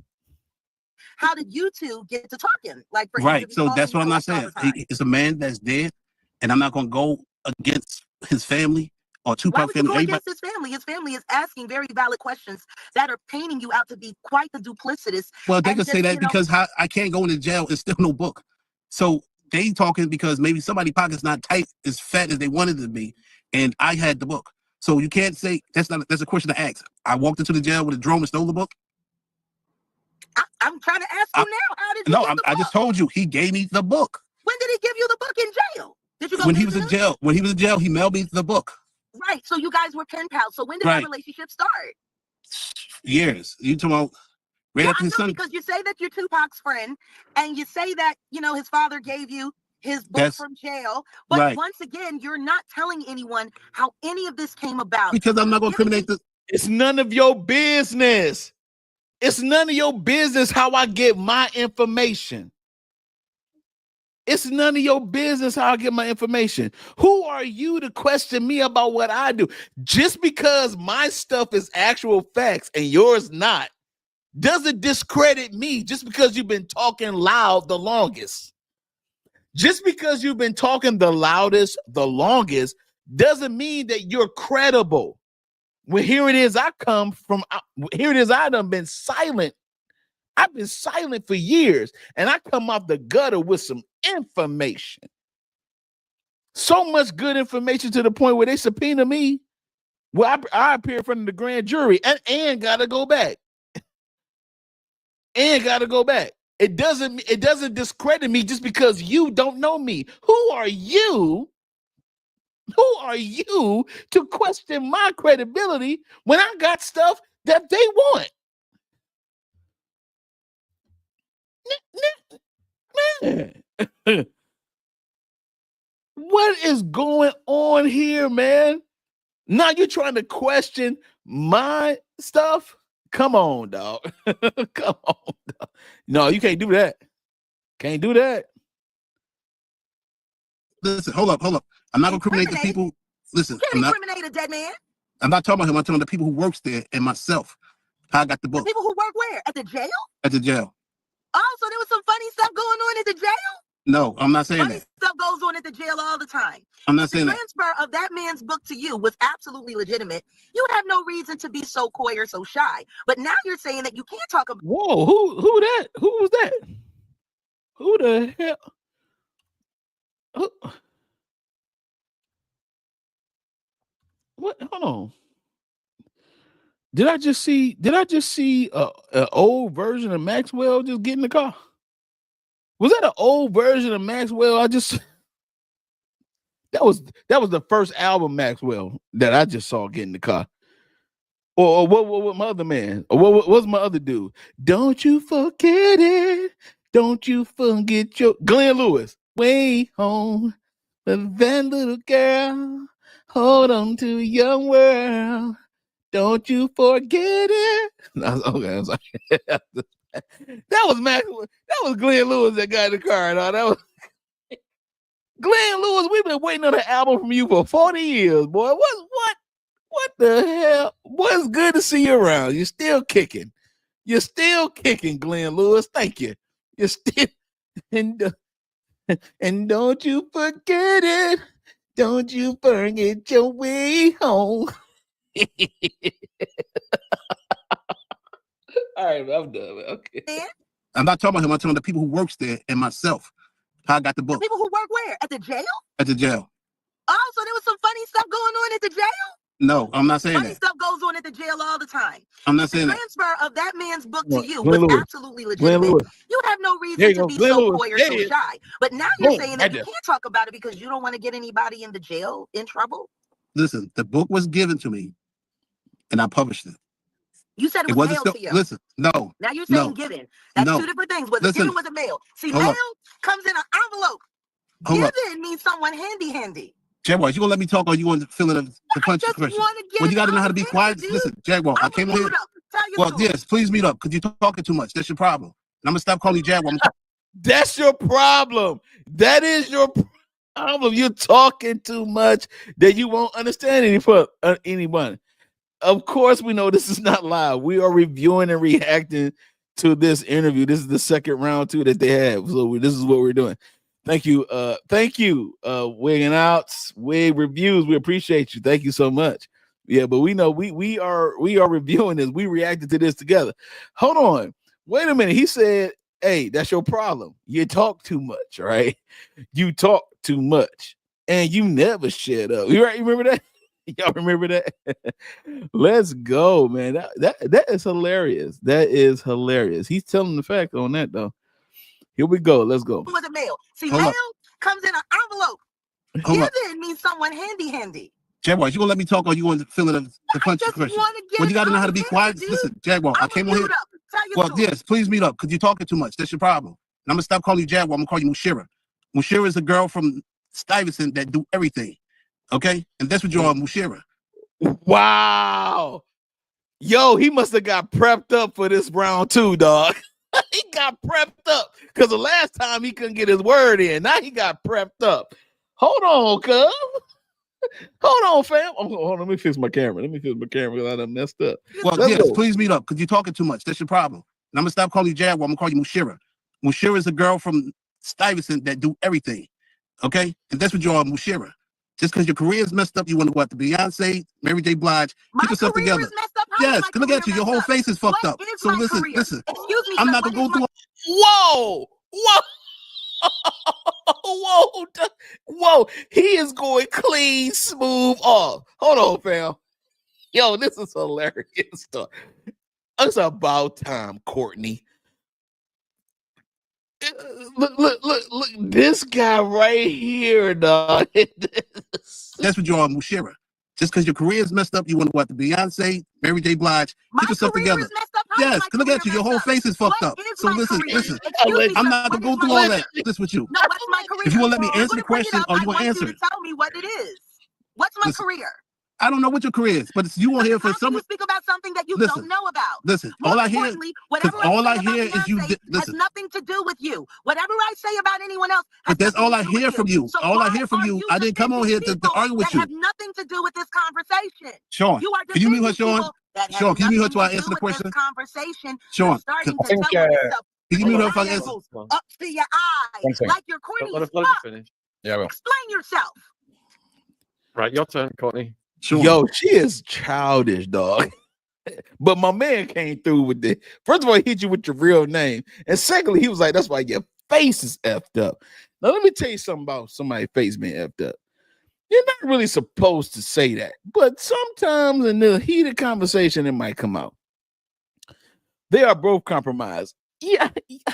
Listen, everybody hand in the cookie jar ain't always clean. So I get that. So abundance, I can rock with you on that one. Like they both got a little ashy and sketchy in them. You know what I'm saying? So let's go. The book was handed to me from one of his students. Another book was mailed to me from his jail cell. I used to take one of his students to all the venues of the college to speaking. That's how I got the book. The book you can't steal a book from a man in jail. That means I got to go through the boards. I've never been in the jail. I never visited him in the jail, but I got several phone calls from him. So I don't know, maybe somebody looking for a come up or a lick. I don't know what it is. You're not looking for a come up? Or No, a I'm lick? not. 'Cause No, you're I'm not. looking like you Because if I was trying looking for a come up, right I would have now. put the. You're sitting here disparaging people that don't know you, sir. No one Okay, from so that, how I get the no book then? one from Tell his me. life You tell me your theory. How I knows got the you, book. sir. How did I get the book? How did I get the book? We're asking. Matter of fact, I'm telling you, but don't ask me if you don't know. How did you get all of that information? Don't worry about it. I don't. You not listen. I didn't tell you anything. That's right. I'm not telling you anything, Jack. Mushera, I'm not telling you anything. Okay. Mushera, he Okay, keep TD calling. Snakes. Covered in Okay. blessed baby Oh, oil okay. for all I know. He actually called you by your real name. You want to call him TD Snake. First of all, it's TD Fake. So get his troll name together. All right. Get his troll name together. See, now I'm glad I did the video on my man. Because this is very interesting to me. I don't know this dude from a can of paint, and he come out of nowhere with all this stuff. And apparently it has some credibility to it, to the point where the prosecution of New York from the federal government wants him to testify. So obviously there's something going on, man. There's something going on. There's something going on. My man Phenom, I appreciate you, Phenom. Thank you so much, man. Phenom with the $5 Cash App. Thank you so much. Said for much love, bro. I appreciate you. Everybody put Phenom in the chat right now. Do it right now for me, please. If you're watching and you're not able to type, tell somebody to tell you the type for you. Give your phone to the person and tell them to type Phenom in the chat. Type in Phenom in the chat real quick. Thank you so much, bro. I really appreciate the love. You do not have to do this. It's very generous of you. Thank you so much for giving, and I appreciate it so much, man. Thank you. From the bottom of my heart, I appreciate it, man. I don't care how much it is. The fact that you did that alone is just awesome, man. So thank you so much. Put Phenom in the chat right now. Yo, this right here has been crazy right now. This is crazy work right now. And look, the longer we went live, the better it's getting. It's getting better, dog. Like, this is absolutely insane, man. So thank you so much again, man. Let's go. Anything. I'm not telling you. Asking. Tell me your theory. How I got the book. Sir? How did I get the book? How did I get the book? We're asking. Matter of fact, I'm telling you, but don't ask me if you don't know. How did you get all of that information? Don't worry about it. Listen, I ain't telling you anything. I'm not telling you anything, Jack. That right. Good. Don't tell her nothing. You see her face? She want information. And wasn't that, I mean, if we go back to the beginning, wasn't there a certain fruit that could expose the information and the knowledge of certain things? I'm not trying to go there, but dog, she wants information. Why? So you can try to discredit me? Or do you want that information so that way you can use it on your own time? Nah, man, I'm not telling you nothing. Shout out to my man Courtney B for finally being quiet a little bit. And he still says some stuff he shouldn't have said. But that's because he don't listen to his lawyer, which he should. Phenom is in there. Look at it. Look at this. Look at the love, man. Hey, yo, man, much love to you, bro. I appreciate you, dog. I appreciate you, sir. Look at this. Look at this. Look at this, man. Phenom in the building. Yo, Phenom in the building. I appreciate you, man. Thank you, bro. For real, for real. That's love. That's love, man. That's love. I appreciate it. Let's go. I'm telling you, but don't ask me if you don't know. How did you get all of that information? Don't worry about it. Listen, I ain't Don't telling you worry about anything. That's right.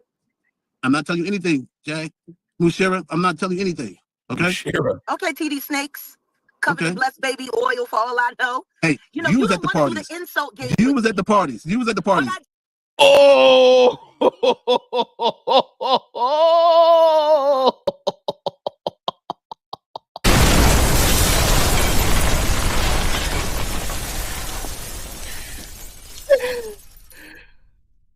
Hey, man, he said you was at the parties. She admitted it. She admitted to gathering girls. She admitted to being at the parties. She admitted to everything. Oh my God. Oh my God. Yo. Oh, really? You was there. You was there. You got the nerve. You got the nerve. You got the nerve, the unmitigated gall to call me out on something when you participated. You remember the last time I went live about this, dog? I told y'all like you was there, man. There was some level of benefit that you got. Yo, We got to be honest about something, man. We just do. If you know something is evil and you do it anyway because you can benefit from it, that means you connect with that evil. You don't want to say that because it will play with your ego or with this image of yourself that you've built. You just as nasty and gross as everybody else up in there. Your boy Denzel in American Gangster said the loudest person in the room is the weakest person in the room. I don't care about that whole movie. Like, it was a good movie, but that part of the movie was facts. That part of the movie was facts. Yo, man, hey, you can't come out here talking crazy when you was actually up in there. You participated. The very man you despise, he was able to use you for something and you benefited from it. You were singing background on his songs. You made money. Yes, sir. Thank you. She mentioned she was doing sex work and everything. She admitted to all of it on Piers Morgan's show. Go back to Piers Morgan on when she was there and watch it in its entirety. So you can't come on here trying to be Captain Wonder Woman, save, you know what I'm saying, right? You know what I'm saying, and then clown my man's when he never participated in none of the stuff. You was being McNasty. You was serving chicken McNasty sandwiches. You was just like those correction officers in a Fulton County jail. You was giving them chicken pot pies. You was out there serving chicken pot pies, and now you want to come on here like you just the cleanest vessel in the world. See, that's where it gets crazy.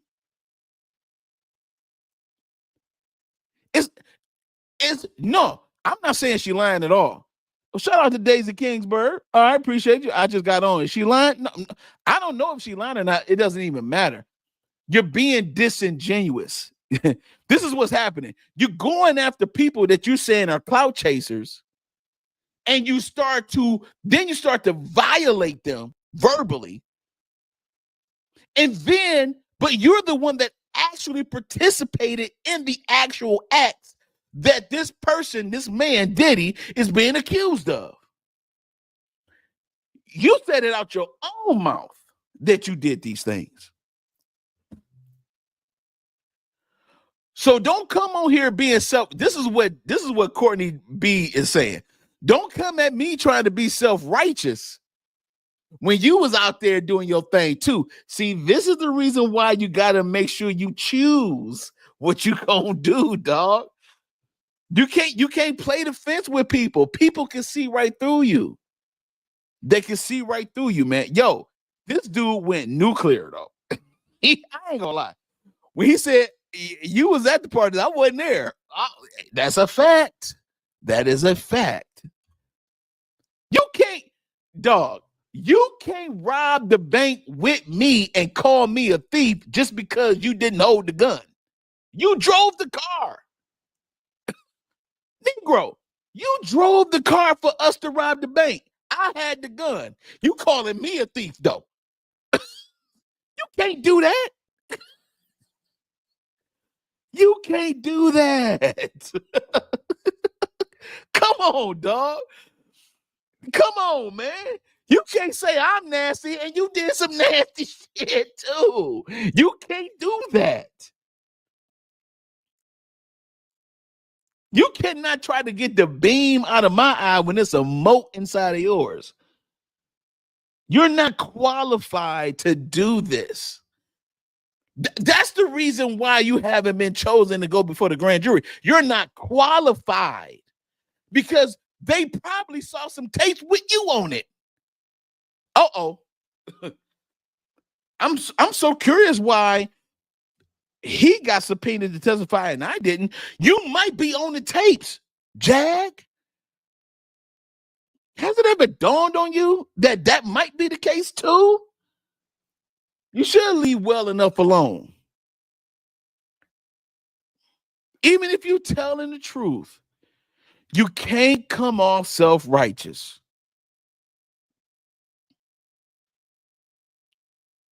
I fell down the stairs and broke my leg. Then somebody else fall down the stairs and break their leg, and I laugh at them. Come on, man. You can't do that. You can't do that. Let's continue. Let's continue because it's getting late. You not, listen, I ain't telling you anything. I'm not telling you anything, Jag. Sheriff, I'm not telling you anything.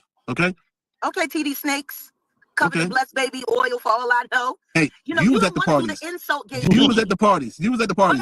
What I do want to apologize. You was at the parties. They call you mouth ass I do want to apologize for something though, Courtney. Wait, I'm not apologizing for anything.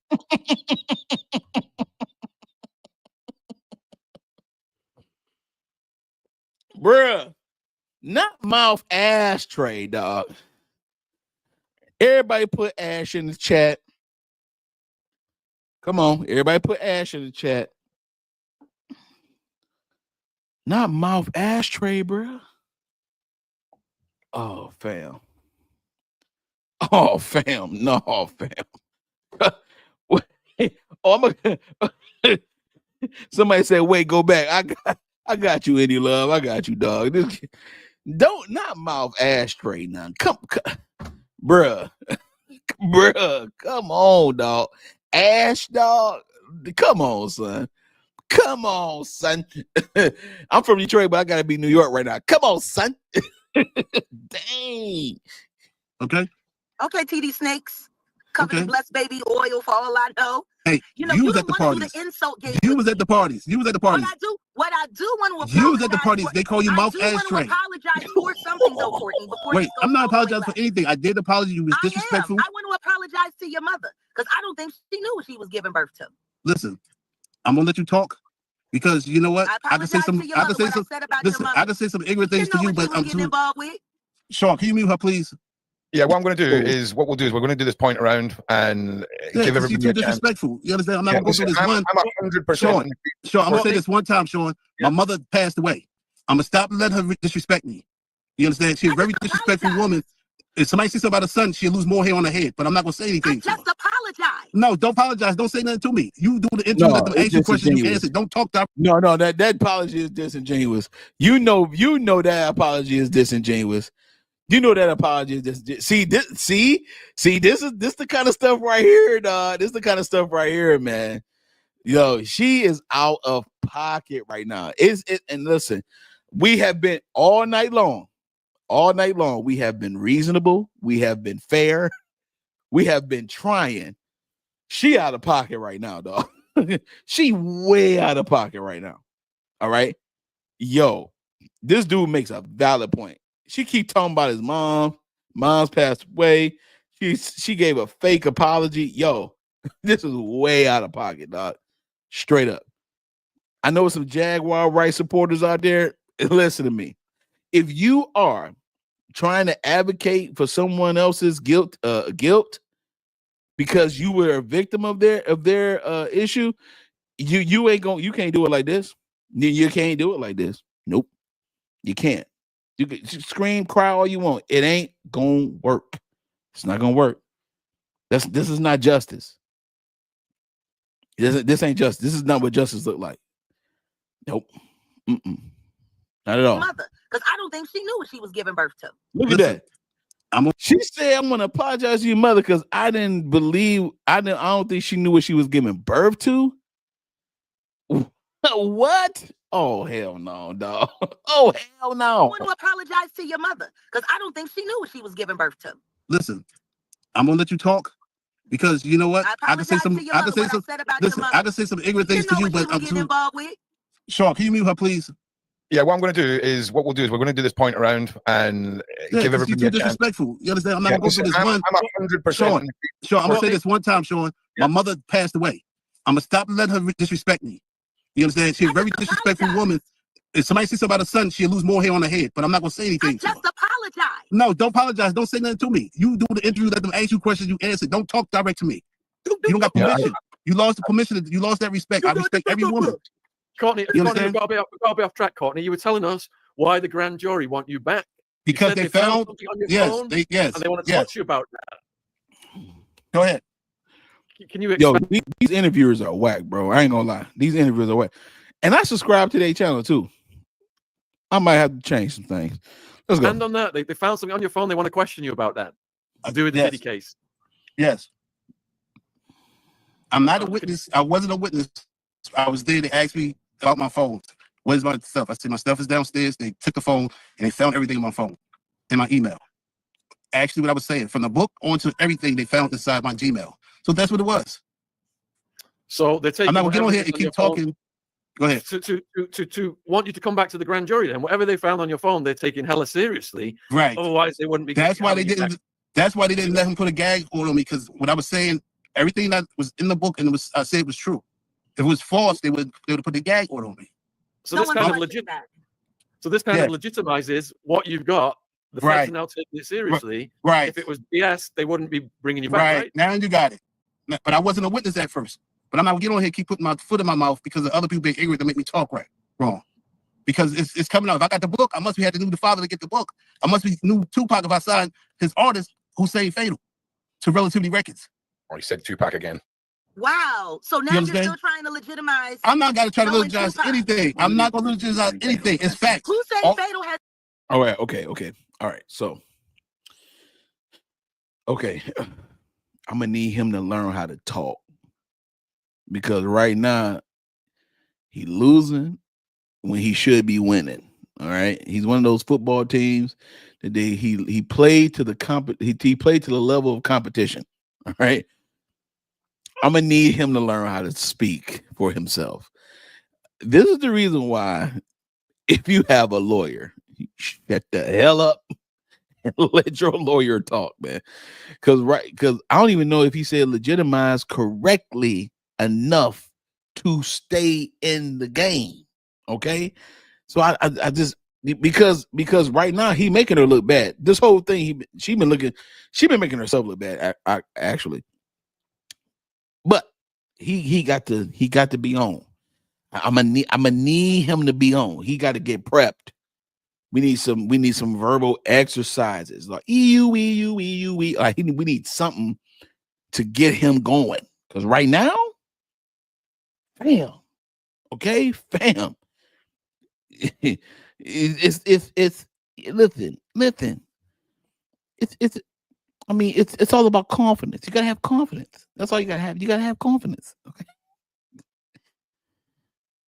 Assalamu alaikum, my brother. I'm happy. I just need more confidence. That's all. I just need more confidence. If I have more confidence, I'm fine. I just want more confidence. I just need him to talk better. That's all. Dang, man, because I want him to. You ever had that thing where it's like, man, you want somebody to destroy somebody because they've been really like talking too much ish? I want him to just like intelligently just like, but he's not the chosen one for that, right? So, but I'm about love, bro. I'm gonna let him slide. I'm gonna let him slide with that. All right, but dog, I'm gonna need you to talk, man. Don't let this woman overtalk you, man. Just because she's saying stuff faster and louder doesn't mean she's right. Okay, it doesn't mean that. Let's go. Let's go. I'm gonna go back a little bit more, but let's go. Dang, dog. Legitimize. I'm not gonna try to knowing legitimize Tupac. anything. I'm not gonna legitimize anything. It's facts. Who said All- Fatal has absolutely nothing to do with anything? I can get on the phone and call an outlaw right now. I I'm can call saying, Ace Rider listen, right now. you don't gotta do that. They're gonna tell you I can don't want to call stop. Ace Listen, I don't gotta go Rider through all right that. now. Sean, can you please mute her if you gonna answer me a question, Sean? My issue is with you is this, Courtney. Number one, and Roro, I would like just a little confirmation here. Of course. I've already stated that I believe that everything you had was real. 100% you said that, yeah. I've already said that. Yeah, 100%. I said the reason why they wanted it was to see if it already lined up with everything that was already there. I've already said that. Yeah. Okay. I've already told you anything that came from Kim was already taken from Diddy. That's where she got it from. Kim wasn't running around setting up cameras. She became a very, very, very skilled information agent, and she learned how to get evidence. And I did not come on here to go against you, Jaguar. I don't work for Negative. Jay-Z. I don't Oh, work for you no don't? Diddy. I don't work for none of them. Yeah. I work for myself. Okay. Everything I work for, I own. Got it. I'm And telling it you wasn't right no. now, I never came on here to disrespect Stan you. vibes, G. You're getting me Stan vibes. Okay, well, don't think that. You're giving Don't me think Stan vibes. Okay, well, you Because got right. everyone that is directly attached to these things that you're talking about don't know you, sir. They don't have That's to. odd. They don't have to know me. It's odd for you to be this good friend of a man, and you can't give us not one real life testimony of your relationship with this man. I'm not. One second, Courtney. One second, what Courtney. Jack, testimony has she given us? Just to sort of clarify to everyone that's watching, that none of us are Luke out. questioning the legitimacy of what Courtney has done for this case, what he's handed in, any of that. 100%, he should be commended for all of that. I think that one of the main questions, Courtney, is the length of time that you were in possession of some of this media and why it took so long for you to hand it. Was it the fact that Diddy was still free? Because I'm telling you now, I imagine having the knowledge that you did, there must have been a certain level of fear surrounding you about when you were going to release this and how you would get it out. No, it wasn't Diddy. I don't fear no Diddy. I've been talking about Diddy when the was doing Hot 97.1. I'm sure. Well, there's a big difference between being outwardly spoken and putting nails in a coffin. You can't be no outspoken than that on the radio. It was way back when Relativity Records was up. I spoke about it with Michael Geronimo. You do know that I ghost wrote for Relativity. Okay, my A&R was a wind-up booth. Do you remember Teflon? Yes. You know Teflon and me, we ghost wrote together. It's a very good friend of mine. Okay. And I was there. When's the last time you produced out of D&D Studios? It's been a long time. I don't know. I wasn't at D&D. I was at Platinum Island up on Broad Street, Broadway. What's the correct name? What's the street name for D&D Studios? I don't know. I never told you. I never recorded there. That's funny because everybody in the streets called it Mecca. Okay. Every real hip hopper who produced. See, this is so disingenuous, dog. Just like, who cares, dog? Who cares, man? Abundance said they both lying. No, I don't know. Listen, Abundance. That man said, I don't know. When that Negro say I don't know, I believe him. I believe he don't know. I don't think he pay attention like that. There are certain, see, you gotta read the room. There are some people that pay attention to details very well. He ain't one of them. That don't mean he not telling the truth either. Okay? He only retained the important things for himself. There are some people like that. All right. So you got to get, when that man say, I don't know what they call it because I never recorded it, I believe him because I don't think he pay attention much anyway. I don't think he pay attention like that. I think he pay attention to the things that impact him the most and he retains that. So I can't say he lying. I can't say he lied. I can't embellish. Yes. Embellish. Yes. I give you embellish. But this man don't know shit. He don't know shit. Okay. He don't know shit. He just know what he know. That's what I get from this guy. This dude, Courtney B, he know what he know. The psych nurse in me says different. Listen to me. Take your psych nurse and put it in the hood, all right? And then think about it. There are certain people who have selective, they are very selective when they pay attention to certain things. There's something about him that he's the type of person, he don't pay attention to details. He only pay attention to the details that impact him and what he do. He just do everything he been saying has been only about what he remember that he was involved in. Whatever other people was involved in or what everybody else was saying, he don't care about none of that shit. He don't care about none of that shit, dog. All he cared about was whatever that involved him in it.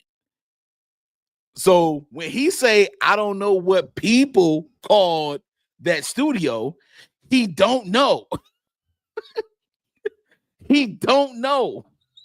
You know why? Because he wasn't there. He don't care. She care about what everybody else is doing. That's her problem. She care about what everybody else is doing so much to the point where she want to blame other people for not being who they are because she didn't see them around. You ain't that, Jag. You ain't that though. She said, I'm both nurse and hood. I told you I'm a hitter. Okay, hitter. Well, read the room. Read the damn room. The man only care about what he care about. She care about what everybody else care about, including herself. She care about what she went through and what everybody else is doing. He's not that type of person. He's not that type of person, dog. He don't care about what other people doing. All he care about is what Courtney do. That's it. He don't care about what nobody else is doing, dog. So listen, I know you nursing hood, but dude is not, he's not interested in what you got going on unless it involves him. Mechanical Mastermind said, did he say he just created the cover of the book, a pic of a director's chair? Exactly. He said, all I did was give the manuscript over to this person to be published, and they published it, and he picked the book with the chair. He apologized to the family, as a matter of fact. He apologized to the family that the previous book had Kim Porter's face on it. You see what I'm saying? So listen, he only care about what he doing. He don't care about what other people doing. So abundance, put your psych to the side and just listen to this man for face value, because that's all he's going to give you is face value. That's it. You're looking for more. You're not going to get it with him. Okay? You're going to have to investigate. You're not going to get it with him. All right, let's go. It's getting late, y'all. Let's go. Always referred to D&D Studios as Mecca. Well, I didn't go to D&D. I had the studio. How don't Well, listen to me? You were producing in New York. There is no way. Listen, hold up. No way. I don't got to go to studios. Hang on. It was Daddy's house and it was Sony. Okay, so your argument, Jag, is you couldn't have produced in New York without knowing this terminology. Exactly. Courtney, what you're saying is you never produced at this location. I did one session with Hot Tower. I forgot the name of the studio. Big Hot Tower. We was up in the studio with him. Then I was up in the studio with Rob Tulo, was the A&R at Atlantic Records with Fat Joe. I don't know the street. I don't know. Listen. I can't. Listen. I'm not gonna go through all that. I'm not because I don't know. This is basic history from one bet to another. Well, listen, if you're everything that you say you are, and if I'm as big a loser as you say you are, and if you're the winner that you say you are, you should be able to have a comprehensive conversation. I'm not here to sell myself to anybody. You don't have to sell yourself. I don't have to anyway. I don't have to do it. You hear this? This is ridiculous. He's saying, I don't remember. I remember what I was doing with this person. I remember where we was at when I was there. I just told you. I just told you he only remembered what involved him. What involved other people, the street name. There are some people that don't think about that stuff. You can't hold that against them, though. Just because you can remember everything in detail and the other person can't, you can't hold that against them. But if you actually probe, they will probably give you some very vital information that you probably didn't even think about when you was in your detail. So that's why you gotta listen and understand. Patience is a virtue. Not rushing, patience. We was up in the studio with him. Then I was up in the studio with Rob Tulo, was the A&R at Atlantic Records with Fat Joe. I don't know the street. I don't email me some information about that. Listen, I'm not gonna go through all that. I'm not gonna. I don't know. Put my email in the chat real quick. Well, listen, I don't need. Put my email in the chat real quick because Natasha said something about her first husband. We got to understand what's going on with that. We got to get that together.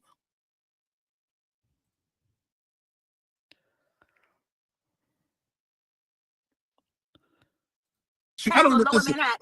Listen, I can't. Listen, I'm not gonna go through all that. I'm not gonna because I don't know. This is basic history from one vet to another. Well, listen, if you're I don't need. everything that you say you are, and if I'm as big a loser You know as what? you say you are, and if you're the winner that you say you are, you should be able to have I a don't got listen. comprehensive I'm conversation. not here to sell myself to anybody. You don't have to sell yourself. I don't We're have to supposed be- anyway. We're supposed I to don't be have to friends. We do. should be Listen, able to talk about this. Do you know what? Talk about it, but listen. Look on the credits of the record. You will see who I am. I'm not gonna go through all that back and forth about I who know that. plenty of people that got their names on records.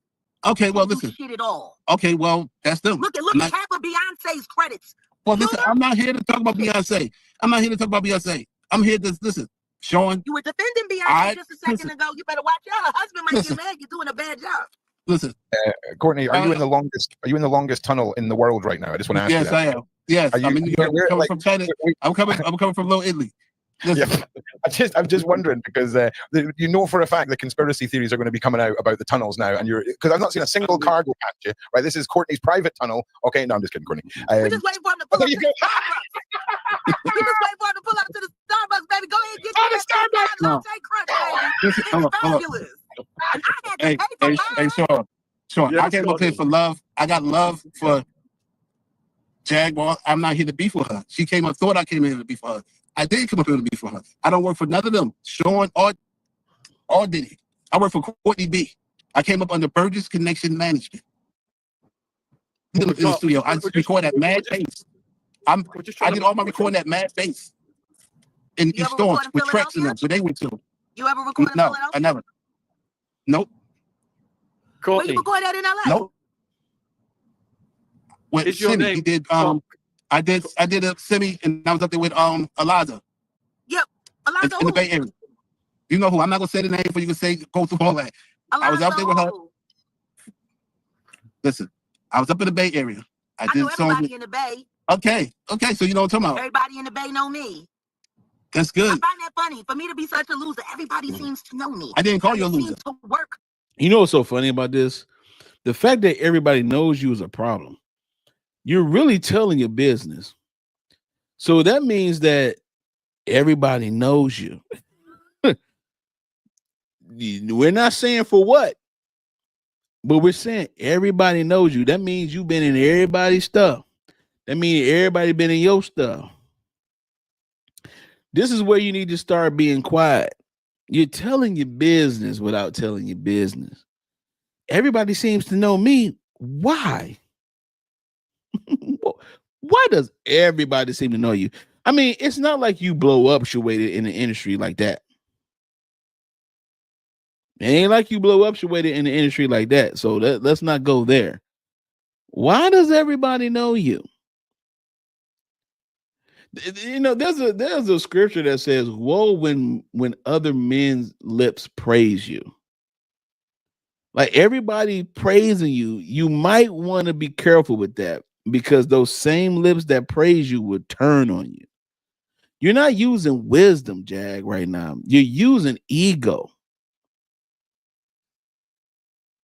This ain't no man. See, I've been listening to Jaguar Wright for a long time, and I'm like, man, you know, again, I've been eating the fish, spitting out the bones, right? I'm telling you, today my eyes are open, my ears are open, my mind is fixed. You feel me? Like, nah, man. Like, if everybody know you like that, especially if everybody know you in a certain way, in a certain type of way, that's not how you want to be represented. You know? And so it's okay to be friendly. Just because you're friendly don't mean you have friends.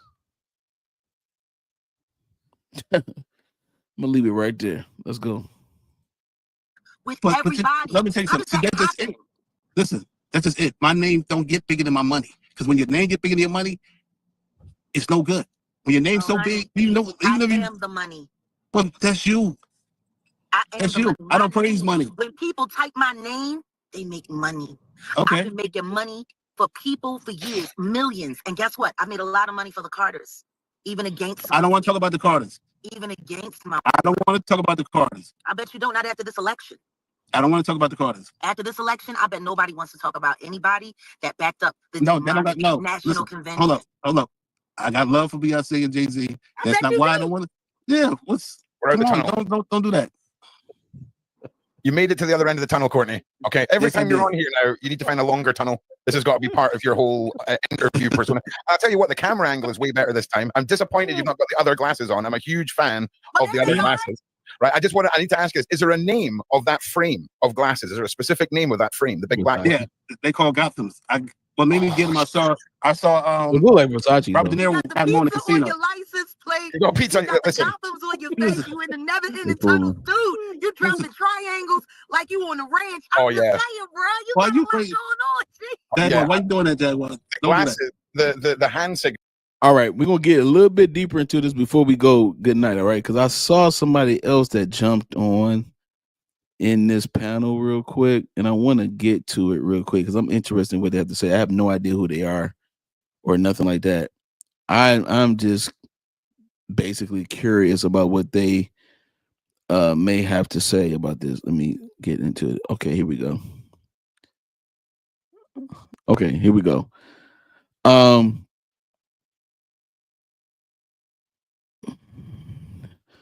Phenom said, I'm in the world, but not made of it. There you go. There you go. There you go. You know what I'm saying? There you go. All right, here we go. Let's get into this a little bit more because I'm curious about what else this is. No. I just want to say, Jag, when with speaking to Natanya this week, she's one of the first human beings ever that's made me take a step back from myself and look at how quick I am to judge in certain situations with people. And I have never in my life ever had that, right? And it's not like I'm changing faith or religion, but it's like when you hear her speak in her passion, and it was a moment last night for me. So I can't wait to God, meet her. you're a woman. Texting somebody. Hey, she's awesome. She is awesome. She's a really, really, really, really great lady. And I'm really excited to be helping her with some of her projects. But here she is, everybody. Hi, Hello, everyone. Natanya. Hi. Greetings. Hi, Sean. First and foremost. Okay, so does anybody know anything about this woman? Again, this is my first time seeing this video. Natanya, the dopest nerd. First of all, I like the fact that she's a nerd because I'm a little bit nerdy myself, to be honest. And I love nerds. I think I identify as a nerd. If a person gets to know me directly for real, like I get nerdy about everything.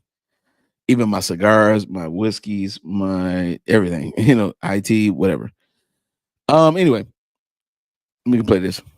Hi, Hello, everyone. Natanya. Hi. Greetings. Hi, Sean. First and foremost, I haven't seen you yet. I mean, I've watched you, but I've not yet met you. My girl, Jag, I love you, baby. How you doing, honey? Love you. You look gorgeous. Why, thank you. Why, this How whole you thing doing? together. I'm well. And Ron. I love Ron. Sean, you did your big thing, as the young people say, with Ron. He's amazing. Thank you. And we Oh, Wow. my bad. Thank you, Natasha. Thank you. Okay, she looked familiar to me, but I did not know. I did not put it together. She is the lady that got shot in the face during the New York shooting. This is when Diddy was dating Jennifer Lopez. Okay, got it. Okay, awesome. Survivor Speaks, confirm it. Thank you. She is the lady who got pop out in the face. Pop out is so funny. In the face with it. Got it. Gene, thank you. Okay, so now, this is all right. Now I know what's about to happen. Okay, let's go. It was a moment last night for me, so I can't wait to meet her. God, you're a woman. Appreciate you. Hey, she's awesome. She is awesome. She's a really, really, really, really great lady, and I'm really excited to be helping her with some of her projects. But here she is, everybody.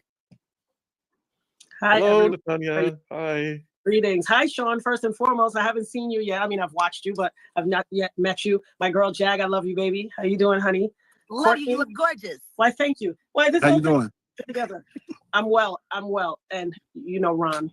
I love Ron. Sean, you did your big thing, as the young people say, with Ron. He's amazing. Thank you. And we salute your spirit and your bravery. And for Thank the viewers who are tuned in right now, could you just briefly introduce yourself so they know a little bit about your backstory? Absolutely. So I am Natanya Rubin, aka the dopest nerd. I'm a true nerd to my heart, but I'm also a woman who 25 years ago sustained and survived a gunshot wound to the face at the hands of Sean Puffy Combs in Club New York on December 27th, 1999. I have fought the good fight for the past 25 years, telling everyone who would listen not to be persuaded or conned or fooled that he, in fact, shot me. I watched him and I watched Jamal Shine Barrow, who now wants to be honorable, fire their guns in that nightclub. I'm sorry. Has she been subpoenaed? If anybody know, let me know. If she's been subpoenaed to testify for anything, for any reason, whether it be character witness, whether it be for information that they're trying to dig up so that way they can, show some type of sign of, improperness. Like, let me know. Like, I don't know if she's been subpoenaed or not, or even questioned by the federal government at this point. So just let me know if you can. I was struck in my face, and I was struck in my face by a 9mm hollow point bullet. I still have 9 bullet fragments in and around my face and head. I've developed a seizure disorder, PTSD, traumatic brain injury, social anxiety disorder, migraines, a laundry list of illnesses, a laundry list of medical issues, just for being a victim of a shooting. But there was another person who was shot as well, and he's my brother in Christ. His name is Julius Jones. And a lot of people don't talk about him, and that has bugged me forever. And I have to always call his name because he was shot in the shoulder by Shine. And so I am here for the good fight. I have to give so much love and respect to Jaguar. When I tell you the love that this woman has given me before I ever met her, she is my sister for life. And I'm not a crier, but I promise you, I tear up when I think about this strength, because this was my twin flame strength all along and I didn't even know it. I've walked a very lonely, arduous, difficult road. And trust me, when the powers that be have an agenda and they point their lasers at you because you won't be quiet and you won't be afraid, trust me, they'll stop at nothing. And they have. The only thing that saved me from their overt, just, straight away attempt at my life is because I won't stop talking. And trust me, I have recorded myself. I have full recitations of everything that took place. If I go, the airways will be flooded, and I mean it. And so I am eternally grateful for what you guys are willing to do, for the fact that you are willing to stand and listen to people and not jump to preconceived notions or follow what the mainstream media is willing to toe the line and let him get away with it. Because what is not lost on me is, had anybody listened to me 25 years ago, we would not be talking about little children who were, raped or molested, or whose lives were ruined, because they would have not had to endure what they endured if anybody listened to me.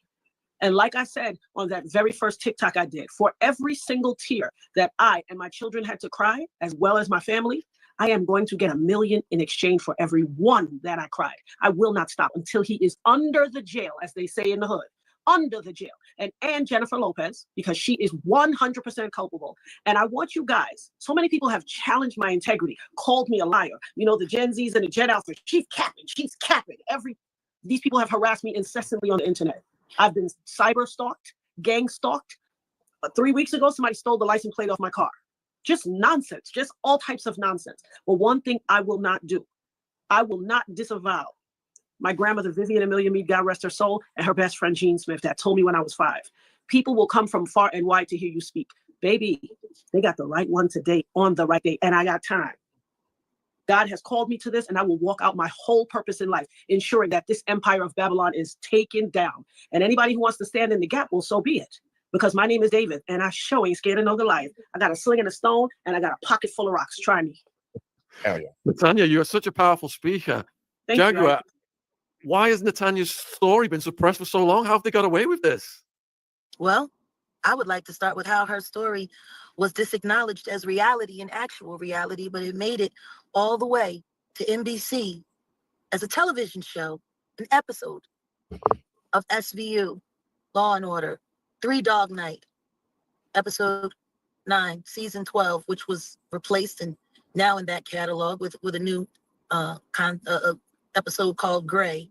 I was an avid SVU watcher. And I'll never forget when I saw that episode. Kerry Washington was starring. Idris Elba was playing the role of Diddy. And I got upset because I thought to myself, they shot that woman that night. And they didn't even talk about that. And it was so obtuse. And I said, is she still alive? And I went and I checked, and they said that she was still alive. And I said, how is this on TV? And no one will acknowledge what happened to her. How is it an episode on Law and Order, one of the biggest crime shows in the world, and the real life crime is still not being acknowledged? And that was around the time when anytime someone would start talking about Diddy, oh, no one can talking about J-Lo. I'm like, after what they did to that woman, I don't want to hear anything about, I never stopped. I always thought about her. And they paid good money to make her truth unreal. So for people like Natanya, for people like me, to stand there in the face of constant disagreement and have the resolve to know that God is in control of all. Very few people make it through what this woman made it through. It was God that kept her here, which is why I get so upset with people when they do the idol worship and the hero worship, because not even God can do that. That's right. Like the God you serve, when I think about the God that they talk about, because everyone keeps talking about God. That terrible Khaled album, God Did. When I heard it, I screamed. I said, I know the God you serve, and my God ain't had nothing to do with none of this foolishness. Absolutely not. You got going on. And it's weird because. Okay, bro. Hold on, cuz. We got to stop this for a second, all right? All right, so give me 1 second.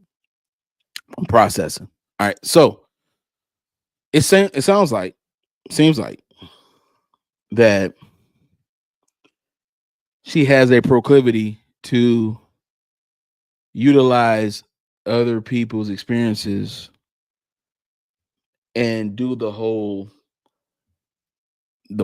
bottom, and I'm gonna just say this for for us to all understand, the whole bottom bitch process in reverse. So the bottom B process is where you have that one, the pimp has that one that knows how to get in line with him, and she been with him for so long, she know how to get the other women in line. Now, if you reverse it and put victim on it, you have the parent victim, then all the child victims. So I'm in IT. In IT, if we have an issue where there's a global outage, we create something called a parent ticket. That parent ticket is probably the oldest and the ticket that has the most information. And then all the other tickets are just like, yo, I'm having problems. I can't get to this. I can't get to that, blah, blah, blah, right? And then all those tickets are subject to that one.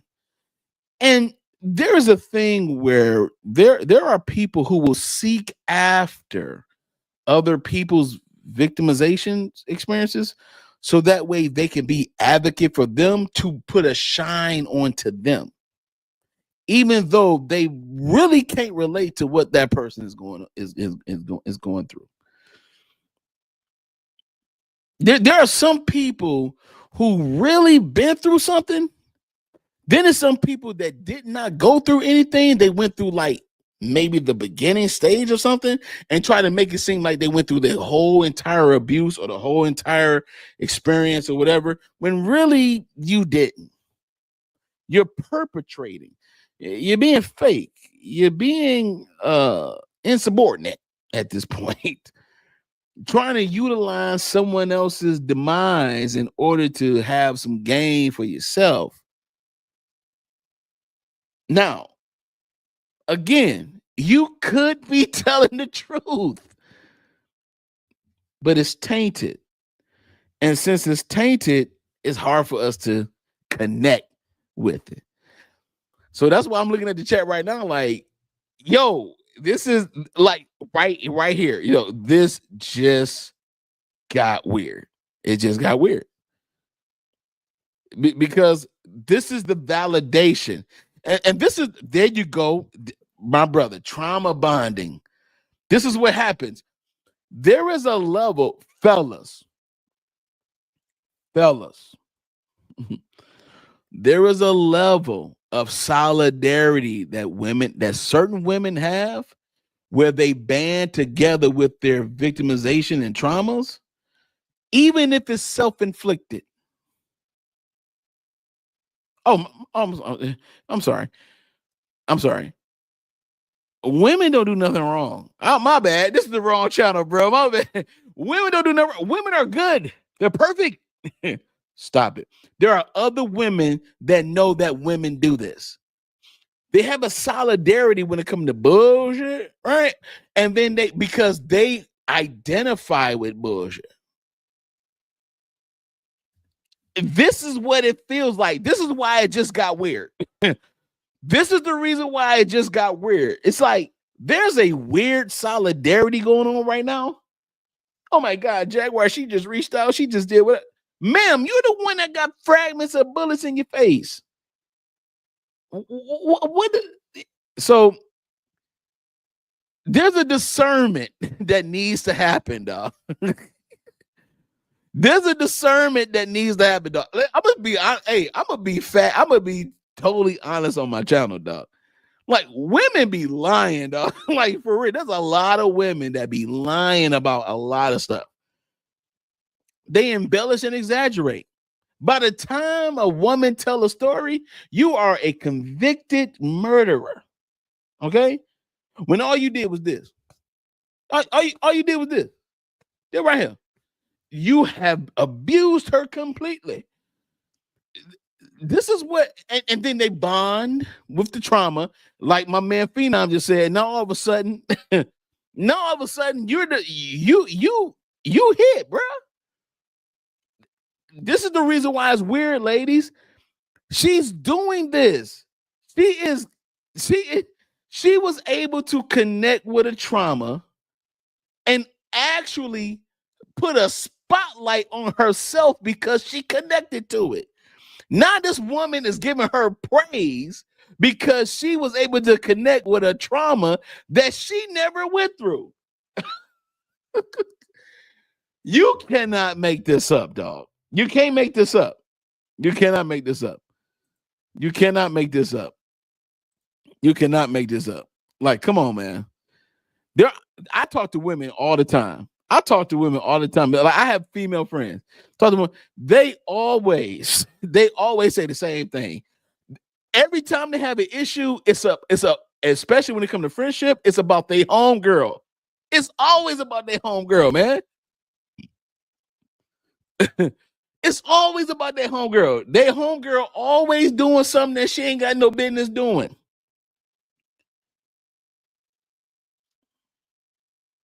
Always, dog.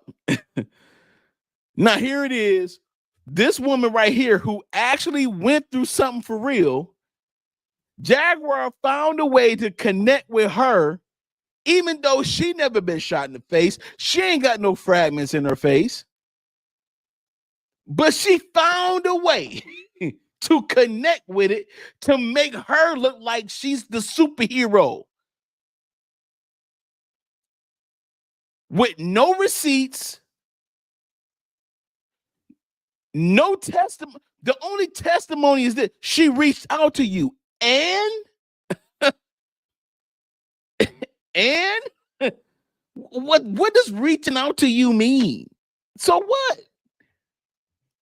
Oh, I done lost some viewers. Look, I done lost some viewers, dog. They don't want to hear this. I done probably lost some subscribers too. Let me check. I done probably lost some subs. Hold on, I done lost some subs. Did I lose some subs? That's okay. I'm gonna say what I need to say. Oh, we just went over 1,700. Shout out to the Cat Not Williams game for coming through. That my extended family. We over 1,700 subs right now, and we speaking the truth. This level of solidarity is crazy. I will cover up your I saw you cut yourself, and I'm going to make sure that I cover you and make it seem like somebody else did it. That's absolutely insane. The only person that know who did something to them is the actual victim. This woman is saying, yo, I know I saw it for myself. How are you able to connect with that? Jag, you already admitted that you was a sex worker, man.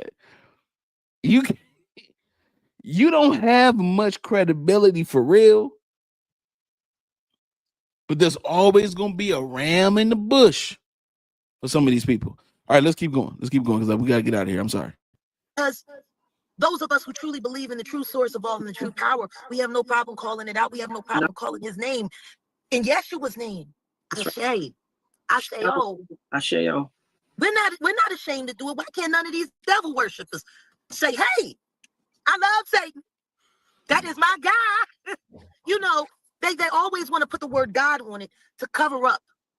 Why do y'all want to cover what y'all believe in? All of these years, y'all believe Puffy was never going to have to answer for what he did to this woman. But for God. Right. It's called devil talk. Now she talking about God. Man, listen, man, this is getting real dangerous, dog. I'm sorry. I don't play when it comes to God, bro. Like if you doing your thing or whatever, you doing your thing.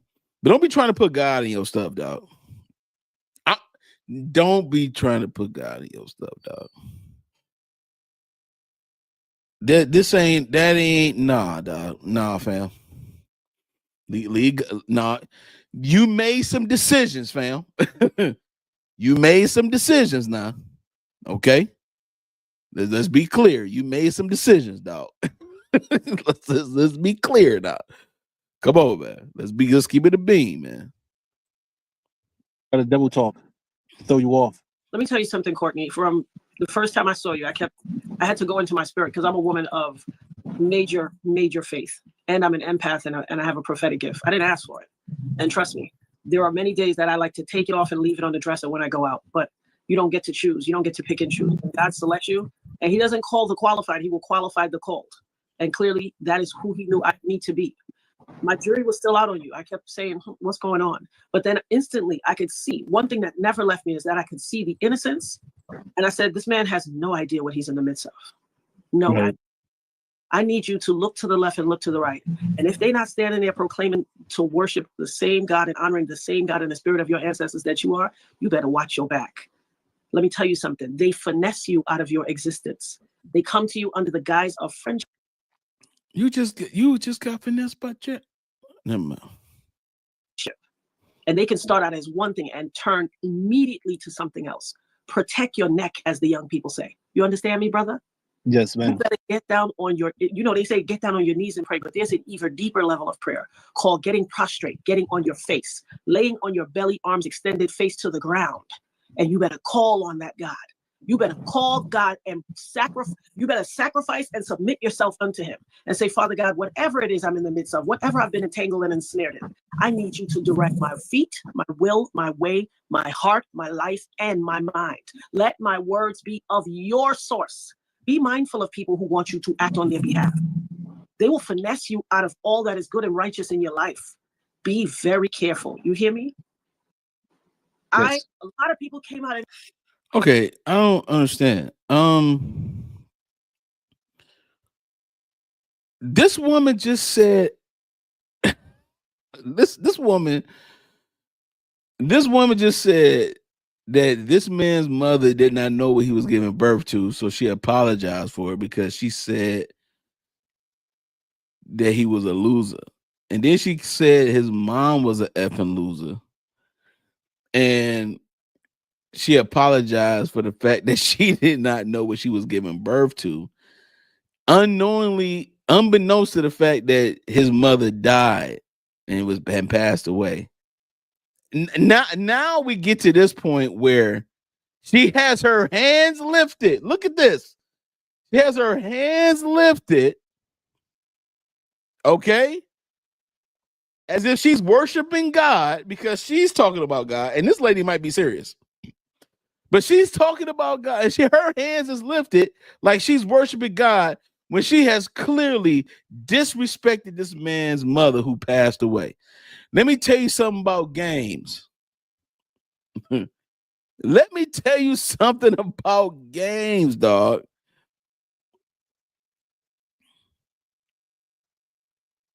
This ain't man. No.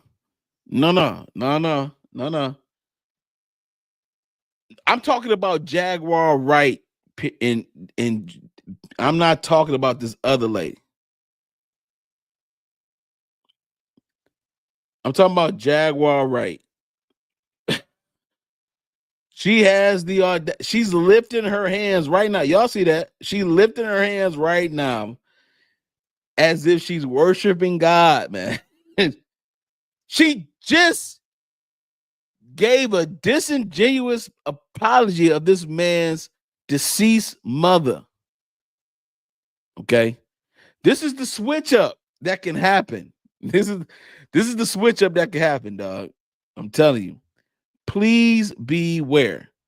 So I'm gonna go ahead and call it right now, man, because we gotta go. It's almost 10 o'clock. I apologize, y'all. I'm sorry. I am so sorry. I apologize. But it's just interesting how this whole thing happened. Again, this is something that is with my man Courtney B and with Jack. Again, it sounds like two. I think somebody else said it. I think Abundance said it earlier. Like, sounds like they're both lying. Sounds like they're both compromised in a sense. Like, they both have something to gain from it in some capacity. It seems like my man Courtney is not well versed in the intelligent part of the speaking, but at the same time, you got the bully ball over there with Jag, and so it goes back and forth. But I definitely wanted to exactly, very bold, riding the fence, exactly. So I definitely wanted to shed some light on this. Again, the reason why I wanted to do this live was because of the fact that this gentleman, whether we like it or not, this gentleman is a grand jury witness with tangible evidence, okay, that he had to submit to the federal courts for whatever reason. If they just wanted to review it to see if they had the same thing he had, or if they wanted to collect evidence for their case. It's a grand jury indictment hearing. All right. We're not going to get to a trial for a long time.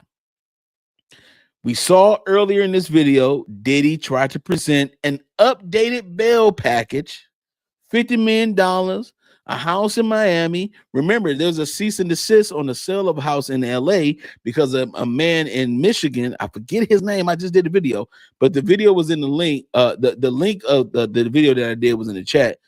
But I will. It's in my channel where this gentleman from Michigan who is incarcerated was able to get a cease and desist ordered by a judge from Michigan to make sure that P. Diddy did not sell his house for collateral damages or to sell his house for any reason when it comes to his bail or anything of that nature. Okay. So there is a lot going on in this trial. There's a lot going on. Not trial, but there's a lot going on in this case, a lot going on when it comes to the indictment of the grand jury. And so again, everyone is they're gathering witnesses. They're trying to collect the rest of the evidence, the rest of the witnesses that they need. Of course, the the federal government has to rest their case. They are case in chief for sure. So they're gathering things that they need for their case. They're going to present a case. It sounds like Diddy is definitely fighting this. And so this is what we're headed with right now. So I do believe this too. I believe he will be denied again. And I think he'll be denied for the fact that because it's been so long. I mean, he has a very concrete history of just doing the things that he's been accused of. Of course, if they have evidence of it, which they do, it's a federal case, y'all. And it won't be televised. Federal cases do not be televised like the YSL case. Excuse me. So I'm pretty sure that this is going to be very, very this case is going to be very protected, if you will. All right. But shout out to, again, I want to shout out Catnot Williams once again. The Catnot Williams raid was real. Catnot Williams and the raid, my extended family, they came through. I appreciate y'all. I love y'all. She blessed me with a $20 cash app. And my man Phenom blessed me with a $5 cash app. I appreciate you so much, man, for what you have done, man. And I hope you subscribe to the channel. I hope everybody liked the video and things of that nature. I will be clipping this live. I have to, dog. It was so much stuff in this. So I'm gonna have to clip this live and get everything popping for you. But look. She Latasha said it was fun, Tay Biz. You are starting to see the image. Absolutely. Hey, I'm in the building. I'm trying to get it. I'm trying to get it in. You feel me? I'm trying to get it in. But thank you all so much for rocking with your boy. I appreciate you. You all have a good night. It is 10 o'clock. I know some of y'all got to get up for work. Some of y'all on vacation. But let me tell y'all something, man. Love yourself and make sure you do something that you appreciate about yourself on a daily basis. All right. If no one appreciates you, you appreciate you. Thank you to the new subscribers. Thank you to the people that like the channel. Thank you to the people that's been rocking with me all day. The ones that's in the chat. I got my mods in the chat, Chill and Steph JK and Abundance. Oh man, it's so many people. Indie Love 2008. Indie Love. I might have to make you a moderator. Indie Love be showing love all the time. So I'm definitely gonna make her a mod as well. I appreciate you subbing, my brother. I appreciate you subbing, man. Thank you so much, Phenom, for all the love. This your boy Tay Biz. Yo, I am out, man. Y'all have a good night. All right, peace.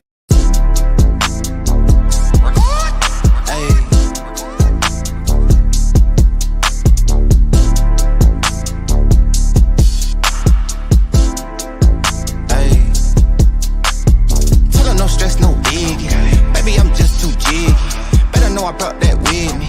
Case they get too iffy. Baby, don't stress, don't sweat it. Put it all on my daddy. Know how I'm coming. And they know what we had. Run around through that left side, low end. All of mine need more wins. If you got beef, don't come out. Cause my young hitter might go in. Uptown GN. Working all through my weekend. Hoping these don't show out. Cause all of my hitters too deep in. With a boy, I'm so ashamed. Ain't worried about long as my money and my green. Baby, I ain't got work tomorrow. Tell me what the business is. Ain't about no club hop. I'm trying to start some businesses. Shorty, you thought it was, they better know it's not that. Talking all that online, they knowing that it's not fake. Sliding through my hood, I make maneuvers like a Uber, baby. Got a 10-year plan, these can't tell what they doing lately. And I'm way too clean, I'm Listerine, I thought they been knew it. All in my lungs, I got my red cup full of that Henny fluid. Young middle Mad Mac, I'm swinging that leg, I'm banging that do or die. And I ain't that bleedly before I get crucified. Living in my bloodline, this place in my family tree. How the they pressed, I did my best out of what they handed me. Straight out of that country, know my shawty thick as human air. And I need not mention no extensions, that's human hair. Boy,